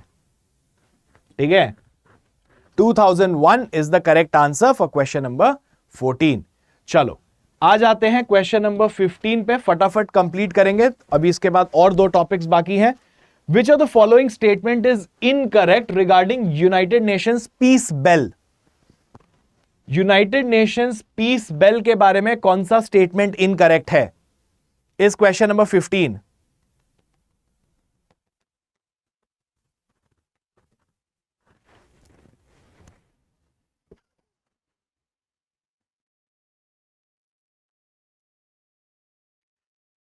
(1986) में यूएन पीस बेल जो है वो इनॉग्रेट किया गया था न्यूयॉर्क सिटी में. एनुअल सेरेमनी होती है इस दिन पे, जहां पे कि इस पीस बेल को बजाया जाता है टू सिंबलाइज कि हम ग्लोबल पीस के लिए कॉल कर रहे हैं. और ये पीस बेल जो है वो कॉइन्स एंड मेडल से बनाया गया था, जो कि मिला था डोनेशन से. मेंबर स्टेट्स ने डोनेट किया था, रिलीजियस लीडर्स ने और बच्चों ने, ओवर 60 कंट्रीज के लोगों ने मिलकर इसको डोनेट किया था. तो ये वो इनिशिएटिव है. इसमें से कौन सा जो है आपका गलत ऑप्शन है? And the correct answer is D, एक भी नहीं। ये सभी, ये तीनों इंफॉर्मेशन जो है वो एब्सोल्युटली करेक्ट है। Very good Radha, Muskan, very good, शाबाश। Now we come to women's reservation bill of 2023।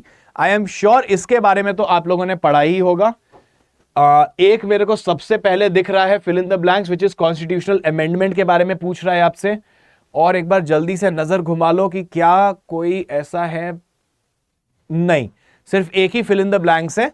So basically 33% reservation जो है विमेन को दिया जा रहा है लोकसभा में और ऑल स्टेट लेजिस्लेटिव असेंबलीज में।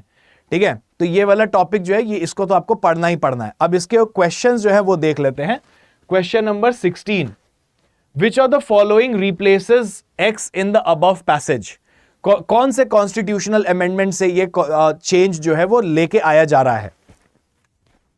क्वेश्चन नंबर 16 क्या है करेक्ट आंसर?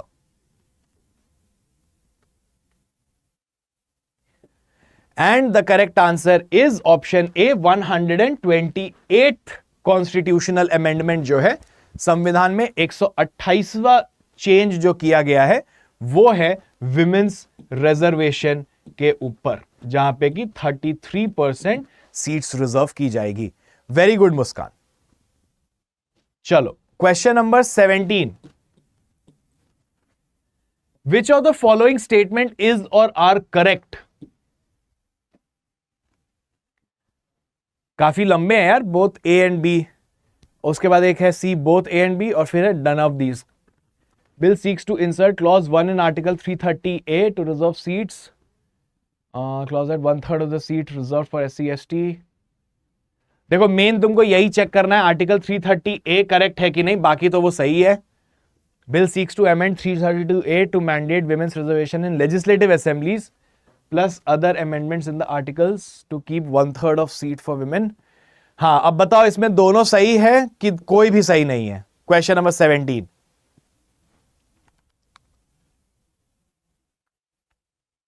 एसेंशियली अगर देखें तो the correct answer is C, both A and B are correct. Very good Radha, क्या बात है, शाबाश। Both A and B are correct. ठीक है, सो ये जो है 330A as well as 332A में अमेंडमेंट जो है वो किया गया है इस बिल के थ्रू, जिसके कारण कि आपको 1/3 रिजर्वेशन जो है वो दिया जाएगा to the women in the parliament and state legislative assemblies. चलो सबका सही है, मुस्कान, हेमांग, सभी का सही हुआ, very good. Question number 18, Congress leader in the Lok Sabha Adhir Ranjan Chaudhary said it was the Rajiv Gandhi government that had in dash provided 33% reservation for women in local bodies। तो अच्छा, राजीव गांधी की गवर्नमेंट ने किस साल 33% रिजर्वेशन विमेन को दिया था लोकल बॉडीज में? लोकल बॉडीज का मतलब आपके पंचायत इलेक्शंस वगैरह जो होते हैं, ग्राम सभा, ग्राम परिषद, ये सब के। Question number 18, which year did this happen? The correct answer is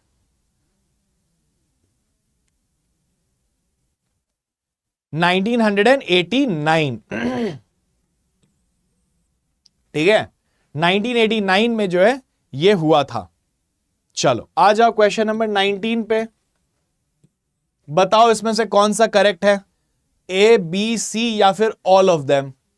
नारी शक्ति वंदन bill, Constitution 108th Amendment Bill, lower house of the Parliament of India, the Lok Sabha, and ठीक है, seats are proposed to be reserved in rotation and would have been determined by draw of lots in such a way that a seat would be reserved only once in 3 consecutive general elections. Rajya passed the bill on 9th March and voted on the bill. However, the Lok Sabha never voted on the bill. The bill lapsed since it was still pending in Lok Sabha and the Lok Sabha expired during these 2 times in 2014 and 2019.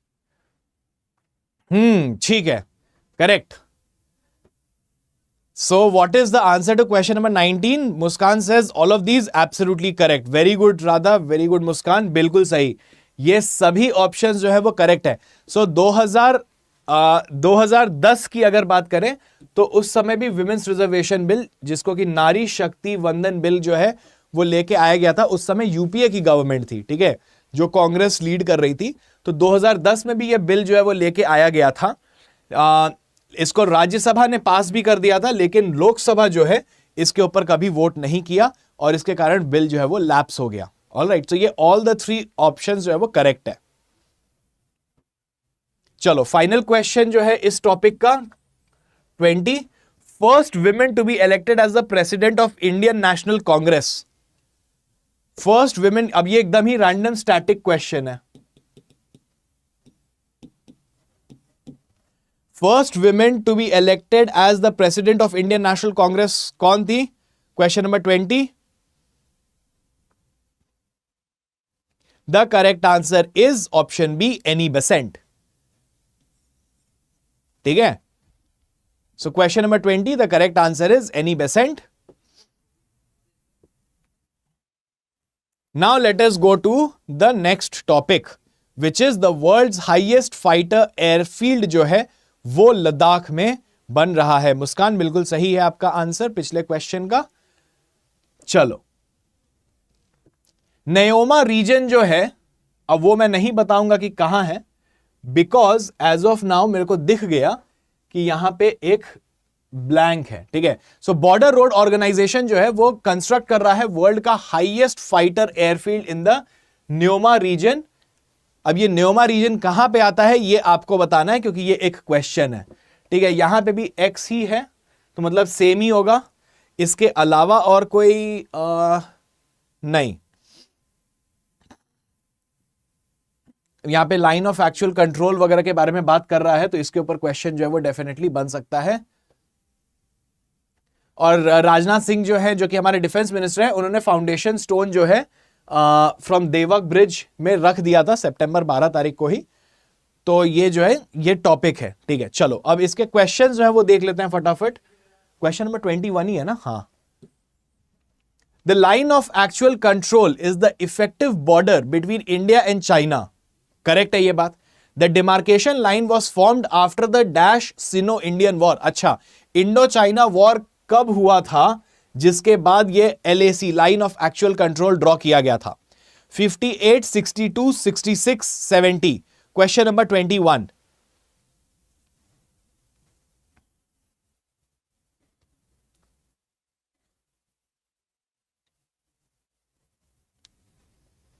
And the correct answer is 1962। ठीक है, B is the correct answer. The Indo China war, Chino बोल रहा हूं, the Indo China war जो है वो 1962 में हुआ था। बिल्कुल सही, राधा, हेमांग, मुस्कान सभी का बहुत सही, very good very good. So the correct answer is 1962, very good. Question number 22, which of the following is a hill pass located between India and China? Which of the following is a hill pass जो कि इंडिया और China के बीच में है? Khyber pass, Pangsau pass, Karakoram pass, Zojila pass. Question 22।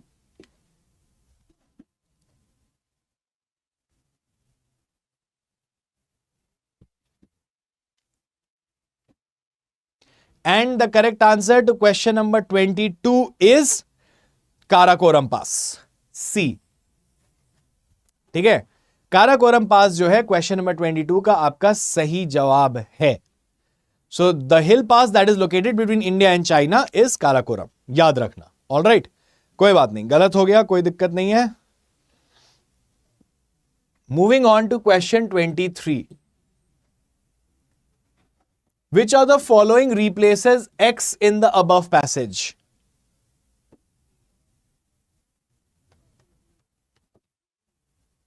अगर आपको जाना है एक बार वापस से पैसेज तो मैं आपको ले चलता हूं। ठीक है, तो यहां पे एक्स में क्या पूछा था आपसे? एक्स में पूछा था कि ये न्योमा रीजन जो है वो, अरे मैं बार बार भूल जाता हूं, न्योमा रीजन जो है वो कहां पे सिचुएटेड है? That is what is X. All right, now that's the question जिसको कि आपको आंसर करना है।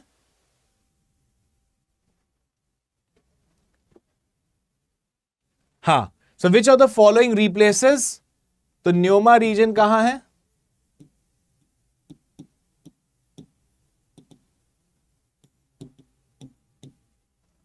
Sikkim, Ladakh, Jammu and Kashmir, Arunachal Pradesh. 23 and the correct answer is B, Ladakh. तो ये हेमांग बिल्कुल सही हुआ आपका, Hemang got it right, very good. बाकी किसी का सही नहीं हुआ। चलो क्वेश्चन नंबर 24 पे आ जाते हैं। तो लद्दाख में जो है वो वर्ल्ड का हाईएस्ट फाइटर जेट का जो है एयरफील्ड जो है वो कंस्ट्रक्ट किया जा रहा है by the BRO, alright, which is so border peace and tranquility agreement जो है वो एक अग्रीमेंट है जो कि इंडिया और चाइना ने साइन किया था सितंबर किस साल में, agreeing to maintain the status quo on the mutual border pending and eventual boundary settlement.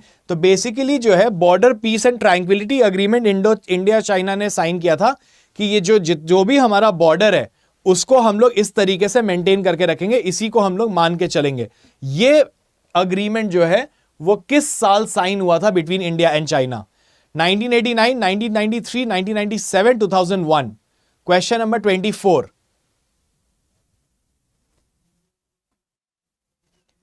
The correct answer is 1993. Radha got this correct. Very good. शाबाश। ठीक है, चलो नेक्स्ट है 25। BRO which is border road organisation, जो कि ये construct कर रहा है एयरफील्ड को। तो border roads organisation has constructed the highest motorable road. Motorable road का मतलब जहां पे गाड़ियां व्हीकल्स चल सकती है, मोटर व्हीकल्स चल सकती है, bike, car, trucks, in the world eight Umling La pass in eastern dash. ये उमलिंगला पास जो है ये कहां पे है? Sikkim, Ladakh, Jammu and Kashmir, Arunachal Pradesh. Question 25। क्योंकि BRO जो है वो आपका लद्दाख में, अरे स्पेलिंग गलत हो गया, लद्दाख में BRO जो है वो कंस्ट्रक्ट कर रहा है एयरफील्ड। तो अब एक नेचुरल क्वेश्चन है कि भाई BRO जो है उसने highest motorable road in the world कहां पे कंस्ट्रक्ट किया है? अब ये तो तुमको दे भी दिया Umlingla pass. Now that is asking कि ये उमलिंगला पास कहां पे है? Question number 25 and the correct answer is again 25 का B, which is Ladakh only. So Hemang got it correct, Muskan got it correct for 25। बाकी किसी का सही नहीं हुआ। हाँ चलो, उन्नति नहीं, उन्नति 24 का दे रही है वहीं 24। हाँ ठीक, चलो उन्नति को भी दे देते हैं यार कंफ्यूजन हो गया उसका। ठीक है, so the correct answer is B, Ladakh. All right, topic जो हम लोग करने वाले हैं वो है स्पेस एक्स। और स्पेस एक्स ने लॉन्च किया था जो लार्जेस्ट प्राइवेट कम्युनिकेशन सैटेलाइट, जिसका नाम है जुपिटर 3। ठीक है, तो इसके ऊपर जो है हम लोग अभी चर्चा करेंगे। ठीक है, सो ये जुपिटर 3 जो सैटेलाइट है, प्राइवेट कम्युनिकेशन सैटेलाइट है, जो कि स्पेस एक्स ने लॉन्च करा था। स्पेस एक्स बता दूं, आई एम श्योर आपको पता भी होगा कि स्पेस एक्स जो है ये आपका इलॉन मस्क द्वारा बनाया गया एक प्राइवेट कंपनी है जो स्पेस में जाती है, जो कम्युनिकेशन सैटेलाइट्स लॉन्च करती है। बेसिकली रॉकेट्स जो होते हैं वो बनाते हैं। एंड इसमें इन्होंने कौन से, देखो यहां पे वही लिखा हुआ है। सो बेसिकली देखो, एक मेरे को दिख रहा है कि फिल इन द ब्लैंक्स है।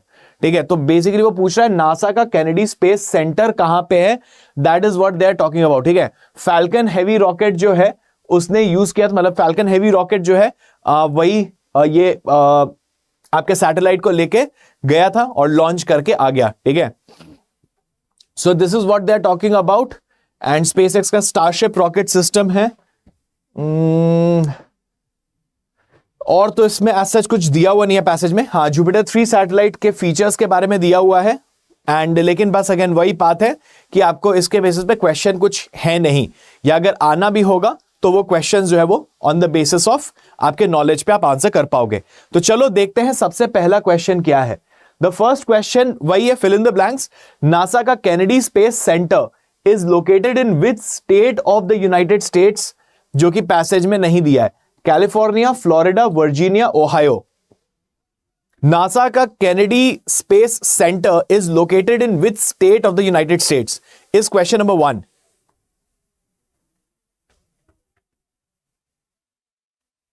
Again completely based upon your knowledge. अगर आप न्यूज आर्टिकल्स पढ़ रहे हो तो आपको यह बिल्कुल पता होगा कि केनेडी स्पेस सेंटर नासा का जो है वो कहां पे है। एंड बिल्कुल सही जवाब Hemang, the correct answer is Florida. ठीक है, फ्लोरिडा बिल्कुल सही जवाब है। नासा के आप अगर फील्ड सेंटर जहां से टेस्ट की जाती है, जहां से लॉन्च की जाती है, नासा के अगर आप फील्ड सेंटर्स की बात करोगे तो टोटल उनके फील्ड सेंटर्स 10 हैं पूरे यूनाइटेड स्टेट्स में। ठीक है, जैसे हमारा इसरो है वैसे यूएसए का नासा है। Alright, moving on to question number 2। Which of the following statement is incorrect regarding Jupiter 3? The communication satellite जिसकी बात की जा रही है, जो कम्युनिकेशन सैटेलाइट जो नॉर्थ अमेरिका और साउथ अमेरिका के लोगों के लिए सैटेलाइट लॉन्च किया गया है, उस पे आपसे पूछा जा रहा है कि विच of the following statement is incorrect. देखो, इस टाइप के क्वेश्चन जब आते हैं ना, जहां पे बहुत ज्यादा फैक्चुअल चीजें दी जाती है, बहुत ज्यादा फैक्चुअल हैवी ऑप्शंस होते हैं, तो मोर ऑफन देन नॉट, ज्यादातर केसेस में क्या होता है कि इस फैक्ट्स में ज्यादा कुछ गड़बड़ी की जाती नहीं है, लेकिन आपको फिर भी थोड़ा सा अलर्ट जरूर रहना पड़ेगा विथ रेस्पेक्ट टू कि आप क्या पढ़ रहे हो। So the correct answer to question number 2 is none of these. इसमें सभी जो ऑप्शंस हैं वो बिल्कुल सही हैं।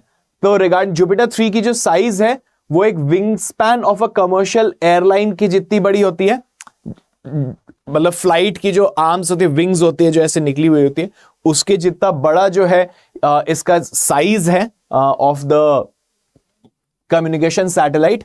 ठीक है, इंटरनेट कैपेसिटी 500 GBS जो है अभी GBPS, उसको काफी ज्यादा और बेटर करेगा और इंप्रूव करेगा।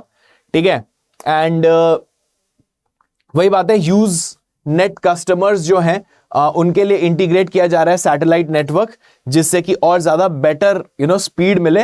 हाई स्पीड सैटेलाइट ब्रॉडबैंड जो है 100 Mbps तक का जो है वो मिलता रहे उनको।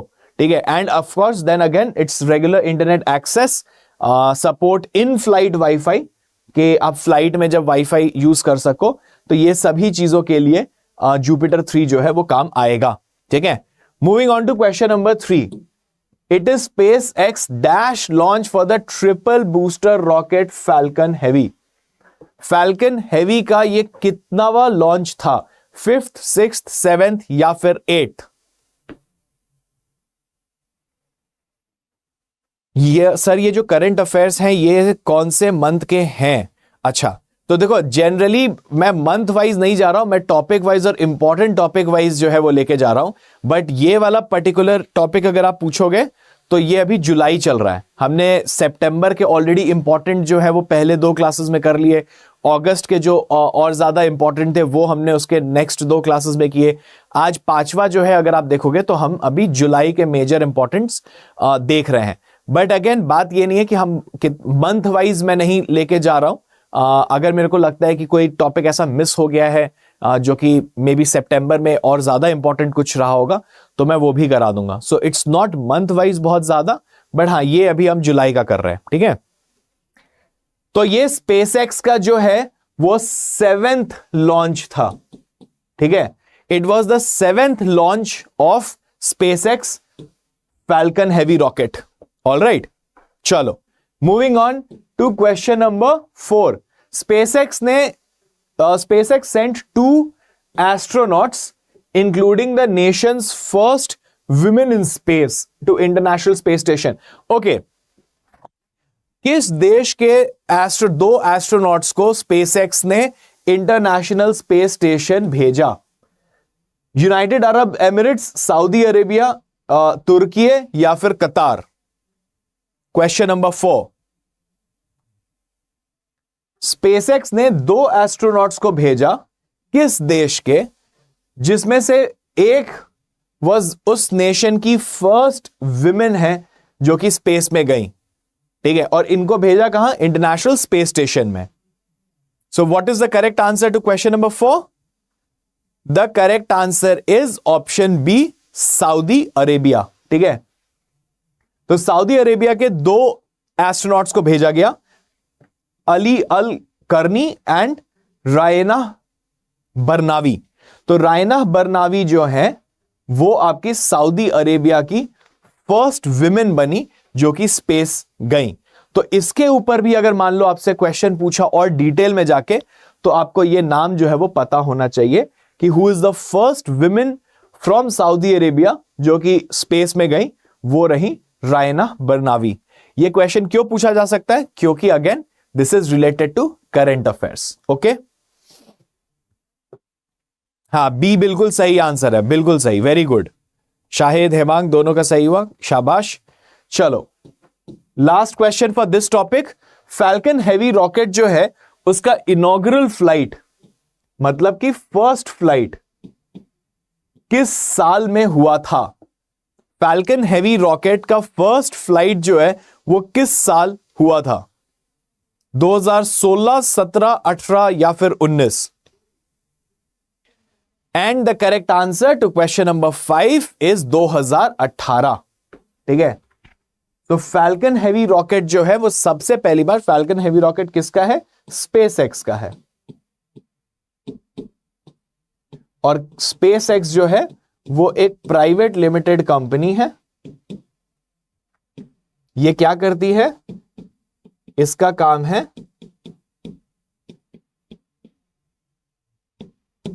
स्पेस एक्सप्लोरेशन करना. ठीक है, और इस प्राइवेट लिमिटेड कंपनी को हेड कौन करते हैं? Elon Musk. ओके, अच्छा, अब एक क्वेश्चन जो है ना वो आपके मन में आ सकता है, और इसके बारे में आई वुड वांट कि आप लोग जो है वो पढ़ो. कि एक क्वेश्चन ये है कि भाई प्राइवेट कंपनीज जो है क्या वो स्पेस में जाके एक्सप्लोर कर सकते हैं? शायद आप ना क्वेश्चन नंबर भी लिखा करो before you write your answer. Make sure you write the question number also. चलो, the question that like I want you people to ask yourself, अपने से पूछो और उसके बारे में पढ़ो, इसकी क्या प्राइवेट कंपनीज जो है वो स्पेस में जा सकते हैं? क्या ये स्पेस जो है वो किसके लिए किसके लिए जो है वो स्पेस बनाया गया है? ये रादर कौन जा सकता है स्पेस में? क्या anyone and everyone can go to space, या फिर सभी कंट्रीज का राइट है? क्या कंट्रीज से परमिशन लेना पड़ता है स्पेस में जाने के लिए? ठीक है, तो इस सब के लिए ना एक इंपॉर्टेंट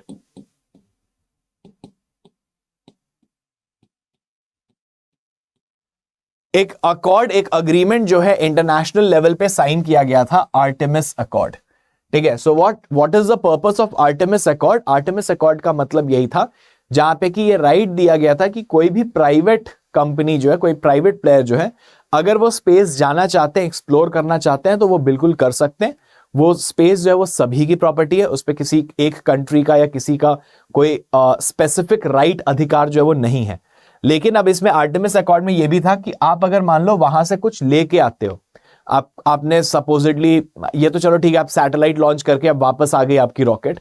एंड फैल्कन रॉकेट का बेस्ट फायदा क्या है कि वो वापस, मतलब वो आके पानी में नहीं गिर जाती है कि वो बर्स्ट हो जाए या टूट जाए. वो आके वापस से वो अपने लॉन्च पैड पे वापस से लग जाती है. सो काफी पैसे सेव होते हैं आगे के पर्पसेस के लिए. इनिशियली ये बहुत ज्यादा इसका वो भी हो चुका है, मतलब काफी फेलियर्स हुए हैं स्पेस एक्स का, बट अब जाके वो सक्सेसफुल है. खैर, anyway, so the point that I was trying to make is कि प्राइवेट कंपनीज मान लो अगर बाहर जा रही है, मान लो वो मून पे गई या मार्स पे गई, और वहां से अगर मान लो वो लोग कुछ लेके आते हैं, तो उस पे उस प्राइवेट कंपनी का कोई राइट नहीं होता. Then you will have to share it with your country as well as you will have to share it with the world at large. ठीक है, तो अगर किसी को चाहिए होगा वो साइंटिफिक पर्पस के लिए, तो आप वो उनसे ले सकते हैं. That is what Artemis accord is all about. तो इसके बारे में भी जो है वो थोड़ा सा जरूर पढ़ लेना, क्योंकि this could also be an area जहां से क्वेश्चन पूछा जा सके. अच्छा, सेकेंडली, हमारे लॉ एंट्रेंस चैनल पे ही मैंने एक इंटरव्यू किया था हमारे इसरो के स्पेस साइंस, हमारे इसरो के एक लीगल ऑफिसर का. ठीक है, जो कि इसरो में एक लॉ ऑफिसर है. तो अगर आपने उनका इंटरव्यू सीरीज नहीं देखा है तो मेक श्योर कि आप उसको जरूर देख लें. ठीक है, चलो moving on. So this is what your Falcon Heavy rocket looks like. ये स्पेसएक्स का फैल्कन हेवी रॉकेट है. चलो moving on to the next topic, which is the semiconductor ecosystem. What is the semiconductor ecosystem? देखो basically semiconductors जो होते हैं वो आपके चिपसेट्स होते हैं, ठीक है, and these are very very crucial in today's time. ये जो भी सेमीकंडक्टर्स हैं, जो अपने चिपसेट सिस्टम्स हैं, ये बहुत ही ज्यादा क्रूशियल होते हैं। क्यों क्रूशियल होते हैं? बिकॉज हम कोई भी इलेक्ट्रॉनिक गैजेट जिसको हम देख रहे हैं, हम परसीव कर रहे हैं, हम सोच रहे हैं आने वाले टाइम में, उन सभी में ये सेमीकंडक्टर जो है, ये चिप सिस्टम जो है वो यूज किया जाएगा, ठीक है ना। अगर आप बात करो तो ये $600 बिलियन की, $600 बिलियन US की कंपनी है, मतलब पूरा इंडस्ट्री है, तो इट्स अ ह्यूज इंडस्ट्री, ठीक है। तो you take up any company like Google, Apple, Tesla, Facebook, Amazon, Huawei, Microsoft, आप गवर्नमेंट्स ले लो, इंडिया, यूनाइटेड स्टेट्स, कोई सब जितने भी बड़े लोग आप इमेजिन कर सकते हो, everyone is using the semiconductor, और वो जरूरत है भी। इसके end products right from your cell phone to हमारे एयरक्राफ्ट्स, ये सभी जगह पे आपका सेमीकंडक्टर जो है वो यूज होता है। तो अब इसके लिए क्या है कि बहुत इंपॉर्टेंट है कि भाई सबके पास अपना अपना सेमीकंडक्टर प्लांट हो जहां पे हम बना सके, है ना। क्योंकि अभी at present what is happening is, semiconductor के लिए सबसे ज्यादा रिलायंस जो है, सबसे ज्यादा हमको रिलाय जिसके ऊपर करना पड़ रहा है वो है चाइना के ऊपर। और चाइना की इकोनॉमी के ग्रो होने का सबसे बड़ा रीजन इज कि उन्होंने सेमीकंडक्टर्स के ऊपर बहुत बढ़िया काम किया। तो ये जो इतना टेक्नोलॉजी का बूम हुआ, रेवोल्यूशन हुआ, उसमें चाइना को काफी मदद मिली। And now is the time when every country is talking about कि भाई हमको भी अपने करने हैं। So basically what has happened इसकी जापान जो है वो हमारा सेकंड क्वाड पार्टनर बना है आफ्टर यूनाइटेड स्टेट्स। और ये क्यों पार्टनरशिप हुई है जापान इंडिया की और इंडिया यूएस की? हमने ये अग्रीमेंट साइन किया है ताकि हम लोग जॉइंटली डेवलप कर सके सेमीकंडक्टर इकोसिस्टम, ठीक है। सो ये सेमीकंडक्टर इकोसिस्टम जो है वो हमको मिलके जो है, हमने यूएस के साथ भी साइन किया और अब हमने जापान के साथ भी साइन किया कि we want to have a semiconductor ecosystem so that China के ऊपर से रिलायंस जो है वो थोड़ा सा हमारा कम हो जाए। अब यहां पे देखो, एक हमको बोल रहा है, एक इसने हमको दिया है fill in the blanks which talks about sign between union minister for electronics and IT. अच्छा, तो आपको यह बताना है कि union minister for electronics and IT India के कौन है। जापान के मिनिस्टर का तो नाम दे दिया है, बट खैर वो आपसे ऐसे भी कभी पूछेगा नहीं, इतना डिफिकल्ट सा, ठीक है। सो बेसिकली यही बात हो गई। एंड जापान इंडिया को देखता है एज अ पार्टनर, जहां पे कि हम लोग इसको काफी स्ट्रेंथन कर सकते हैं। एंड सेमीकंडक्टर इंडस्ट्री जो है $1 ट्रिलियन US इंडस्ट्री होगी, जो अभी अराउंड $650 बिलियन US पे बैठी हुई है, ठीक है। तो now let us have a look at the question. तो ये हुआ हमारा question number 6। Union minister for electronics and IT कौन है? Ashwini Vaishnaw, Sarbananda Sonowal, Hardeep Singh Puri, Piyush Goyal. Question number 6, question number लिखना और उसके बाद आंसर करना।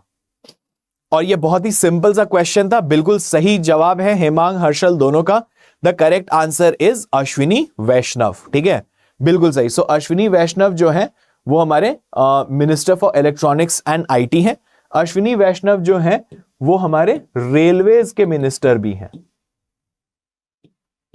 ठीक है। तो कंफ्यूज मत हो जाना, अगर मान लो कभी ऐसे आया तो he has 2 ministries under him, one is electronics and information technology and other is railways, okay. चलो, moving on to question number 7। Which of the following statement is incorrect regarding the agreement between India and Japan? Which of the following is incorrect? The memorandum signed by India and Japan minister covers various areas of cooperation, including semiconductor design, manufacturing, device research, talent development, semiconductor supply chain.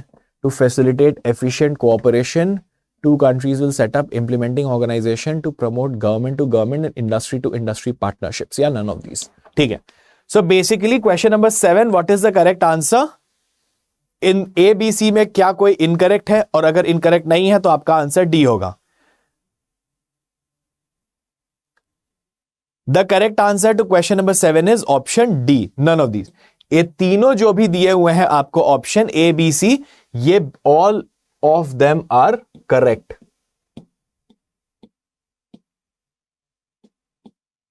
ठीक है, बहुत सारे areas के various areas of cooperation के ऊपर ये agreement किया गया।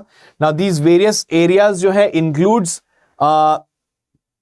आपका semiconductor design, manufacturing, device research, talent development, ये सभी एरियाज के ऊपर काम होगा। और government to government as well as industry to industry partnership जो है वो इंडिया एंड जापान के बीच में फैसिलिटेट कराई जाएगी, उसको प्रमोट किया जाएगा। That is what the entire idea is. ठीक है, so question number 7 D is the correct answer. Moving on to question number 8, which of the following is the highest mountain of Japan? Japan का सबसे ऊंचा highest mountain जो है वो कौन सा है? Mount Kita, Mount Aino, Mount Fuji, Mount Hotaka? Question number 8, which of the following is the highest mountain of Japan? Is question number 8, and the correct answer to question number 8 is Mount Fuji. ठीक है, सो mount Fuji जो है वो Japan का highest mountain है। ये आपसे एक स्टैटिक, बीच में आपसे एक स्टैटिक जीके का क्वेश्चन जो है वो पूछ लिया, जो कि जनरली अगर आप देखोगे क्लैट करता भी है। ठीक है, मुस्कान बिल्कुल सही जवाब है आपका, very good. Moving on to question number 9, India and Japan have been conducting joint military exercises since 2018. The name of this exercise is dash. Joint military exercise जो है between India and Japan, उसका नाम क्या है? Surya Kiran, Shinyuu मैत्री, मैत्र शक्ति, मित्र शक्ति, युद्ध शक्ति। Joint military exercise between India and Japan. What is the correct answer? And the correct answer is Shinyuu मैत्री। बिल्कुल सही, हेमांग का बिल्कुल सही हुआ है आंसर। शिन्यू मैत्री जो है वो इंडियन एयरफोर्स एंड जापान के एयरफोर्स के बीच में एक फ्रेंडली मिलिट्री एक्सरसाइज जो है वो किया जाता है हर साल, जिससे कि हमारे कोऑपरेशन जो है वो जो है हमारी प्रिपेयर्डनेस जो है कि अगर कभी वॉर हुआ तो हम लोग किस तरीके से प्रिपेयर्ड रहेंगे और कैसे एक दूसरे को सपोर्ट एंड हेल्प करेंगे, उसके ऊपर ये एक्सरसाइज की जाती है। Muskan, you got it right as well, very good. चलो, then we come to question number 10। Again आपसे पूछ रहा है which of the following statement is incorrect regarding Japan semiconductor. ठीक है, जापान के सेमीकंडक्टर के बारे में आपसे पूछा जा रहा है। Japan holds a significant position in semiconductor industry with nearly 100 semiconductor manufacturing plants. Top 5 countries with strong semiconductor ecosystem. 650 to 1 billion requires talent development in multiple locations around the world. Japan sees complementary strength as a valuable opportunity. Japan has expertise in critical semiconductor elements such as raw wafer materials, chemicals, gases, and chip manufacturing equipment and display technologies. अब देखो, common sense के हिसाब से भी अगर आप लगा के देखोगे तो ये कोई बहुत ज्यादा ऐसे डिफिकल्ट वो है नहीं। एसेंशियली देखा जाए तो यस, बिल्कुल करेक्ट जवाब है मुस्कान। 10 का D, none of these is the correct answer. Common sense भी हमको जो है वो देख के और लाइक समझ में आ रहा है कि यार सब कुछ ना, इसमें कुछ गलत साउंड नहीं कर रहा। बहुत हाइपर टेक्निकल नंबर्स वगैरह कोई दिए नहीं थे, कोई बहुत हाइपर टेक्निकल डेटा आपको दिया नहीं था। It was share basic understanding, basic कुछ फैक्ट्स जो है वो दिए थे, जो कि अगेन थोड़ा इंटेलिजेंट गेसवर्क करके भी हम आंसर कर सकते थे। चलो, now we will come to the last and the final topic for today, which is ISRO का Chandrayaan 3 mission. And this is something which I am sure कि हम लोग like this is something, sorry एक मिनट, सॉरी, हाँ, so Chandrayaan 3 mission जो है आई am sure कि आप सभी ने उसके बारे में पढ़ा है। और क्योंकि चंद्रयान 3 एक काफी ज्यादा इंपॉर्टेंट टॉपिक है, तो इससे इसके क्वेश्चंस जो है वो काफी बन सकते हैं। तो आज हम लोग एक पार्ट करेंगे और कल इसके बाद, मतलब ये टॉपिक जो है उसके अगले सेट ऑफ 5-6 क्वेश्चंस जो है वो हम लोग कल फिर से करेंगे, क्योंकि again like I said a very very important topic for this year. Okay, तो अब इसमें देखते हैं, एक मिनट, यहां पे एक 1 दिख रहा है मेरे को। सो चंद्रयान 3 जो है वो इसरो ने लॉन्च कर दिया, second attempt to land spacecraft on moon. 2019 में प्रॉब्लम्स के कारण लास्ट स्टेज में चंद्रयान 2 का जो लैंडर है, रोवर है, वो क्रैश कर गया था मून के सरफेस पे। इसका सक्सेसफुल सॉफ्ट लैंडिंग तो एटलीस्ट हम लोगों ने कर ली। अब वो अलग बात है कि अब एट प्रेजेंट हमारा कॉन्टैक्ट जो है वो टूट गया है, but at least we were able to एक one step at a time जो हम लोग आगे एटलीस्ट बढ़ पाए हैं। ठीक है, and India will become only the dash country to have done so. ठीक है, ऑल राइट। तो चलो let us have a look at the questions. Now let us look at question number 11। ठीक है, India became the dash country to see a successful soft landing on the moon. इस मतलब basically ये कौन से number पे है India जिसने सक्सेसफुली सॉफ्ट लैंडिंग जो है वो कर दी है मून पे? सेकेंड, थर्ड, फोर्थ या फिर फिफ्थ? बिल्कुल सही जवाब है, the correct answer is fourth. India जो है वो फोर्थ कंट्री है, fourth country after United States of America, Soviet Union and Russia. पहले सोवियत यूनियन था, अब वो टूट के अलग अलग कंट्रीज में बट गया। तो रशिया को अब कहते हैं China and then of course India. ठीक है, तो before us USA, Soviet Union and China, ये तीन कंट्रीज हैं जो सॉफ्ट लैंडिंग कर चुके थे। India became the fourth country. ठीक है, इंडिया का अटेम्प्ट जो है 2019 में साउथ पोल में मून के साउथ पोल में लैंड करना जो है वो फेल हो गया था।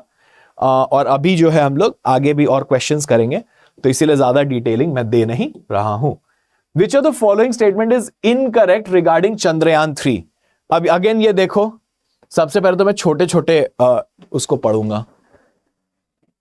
Lander and rover similar to Chandrayaan 2 but does not have an orbiter, successfully lifted on from Satish Dhawan space centre Sriharikota Andhra Pradesh on July 14। ये तो बिल्कुल सही है।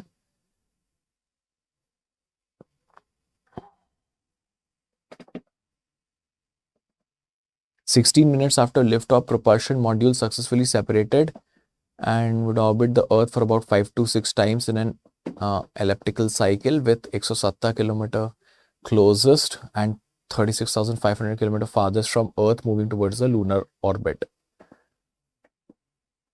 ये भी कुछ ऐसा पढ़ा हुआ तो लग रहा है। सो बेसिकली अगेन वही वाली बात है कि कितना आपको पढ़ा हुआ ऐसा लग रहा है कि आपने उस टाइम पे पढ़ा था।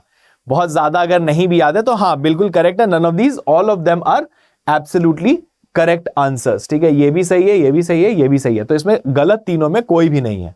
ऑल राइट, चलो moving on to question number 13।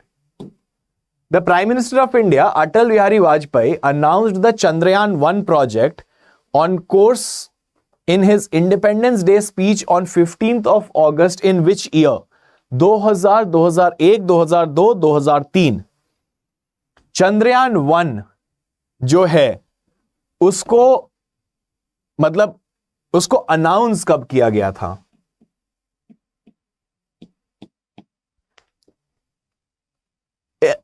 In the Independence Day speech by the then Prime Minister Shri Atal Bihari Vajpayee.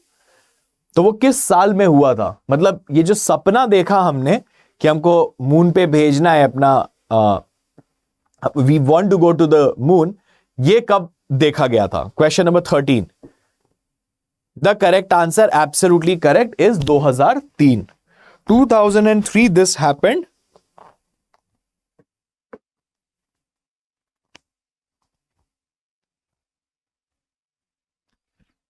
बार बार माइक ही गिर जा रहा है। 2003 जो है इज द करेक्ट आंसर। 2003 के इंडिपेंडेंस डे स्पीच में ये देखा गया था कि हम चंद्रयान 1 जो है वो लॉन्च करेंगे। ठीक है, अब आता है question number 14। Chandrayaan 1 was launched in which year? देखो हुआ अभी चंद्रयान 3 था, उस पे चलो एक क्वेश्चन तुमसे पूछ लिया, लेकिन बाकी क्वेश्चन जो है अब तुमको हिस्ट्री में जाके स्टैटिक जीके के पूछ रहा है। ये भी स्टैटिक जीके का क्वेश्चन है, इससे पहले वाला भी स्टैटिक का क्वेश्चन था। ठीक है, ये वाला जो है स्टैटिक जीके का क्वेश्चन है। अरे एक मिनट यार, गलती कर दिया। हाँ ये तो 2003 हो गया, ठीक है। हाँ, अभी हम लोग कर रहे हैं Chandrayaan 1 was launched in which year. Question number 14। The correct answer, yes, Muskan, Hemang, Harshal, सबका सही हुआ। The correct answer is 2008। Okay, बिल्कुल सही। 2008 जो है वो करेक्ट आंसर है, जो कि हमसे एक स्टैटिक क्वेश्चन जो है वो पूछा गया था। 22 अक्टूबर 2008 को जो है वो इंडिया ने लॉन्च किया था अपना first lunar mission, unmanned lunar mission, जिसको कि हम चंद्रयान 1 कहते हैं। चलो, question number 15। Dash is hailed as the moon man of India after he helmed the maiden Chandrayaan mission. Moon man of India किसे कहा जाता है?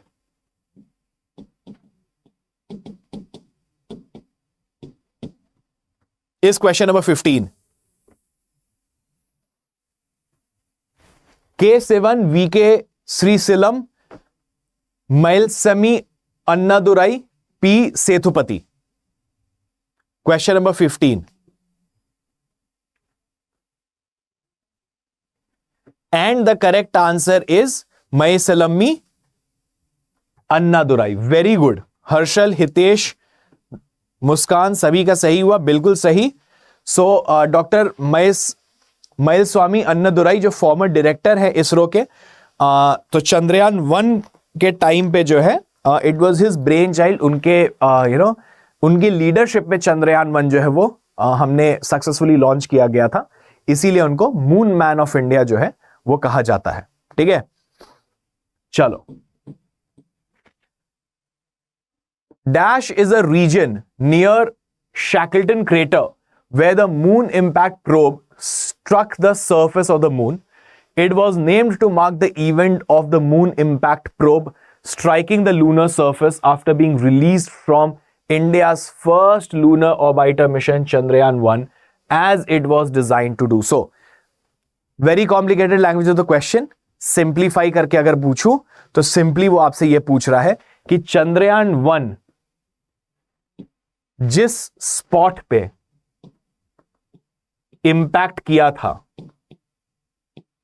उस स्पॉट का नेम इंडिया ने क्या रखा? अटल पॉइंट, जवाहर पॉइंट, इंदिरा स्थल, राजीव स्थल। Question number 16। और बिल्कुल सही जवाब आ रहे हैं हेमांग, हितेश, सभी के। The correct answer is Jawahar point.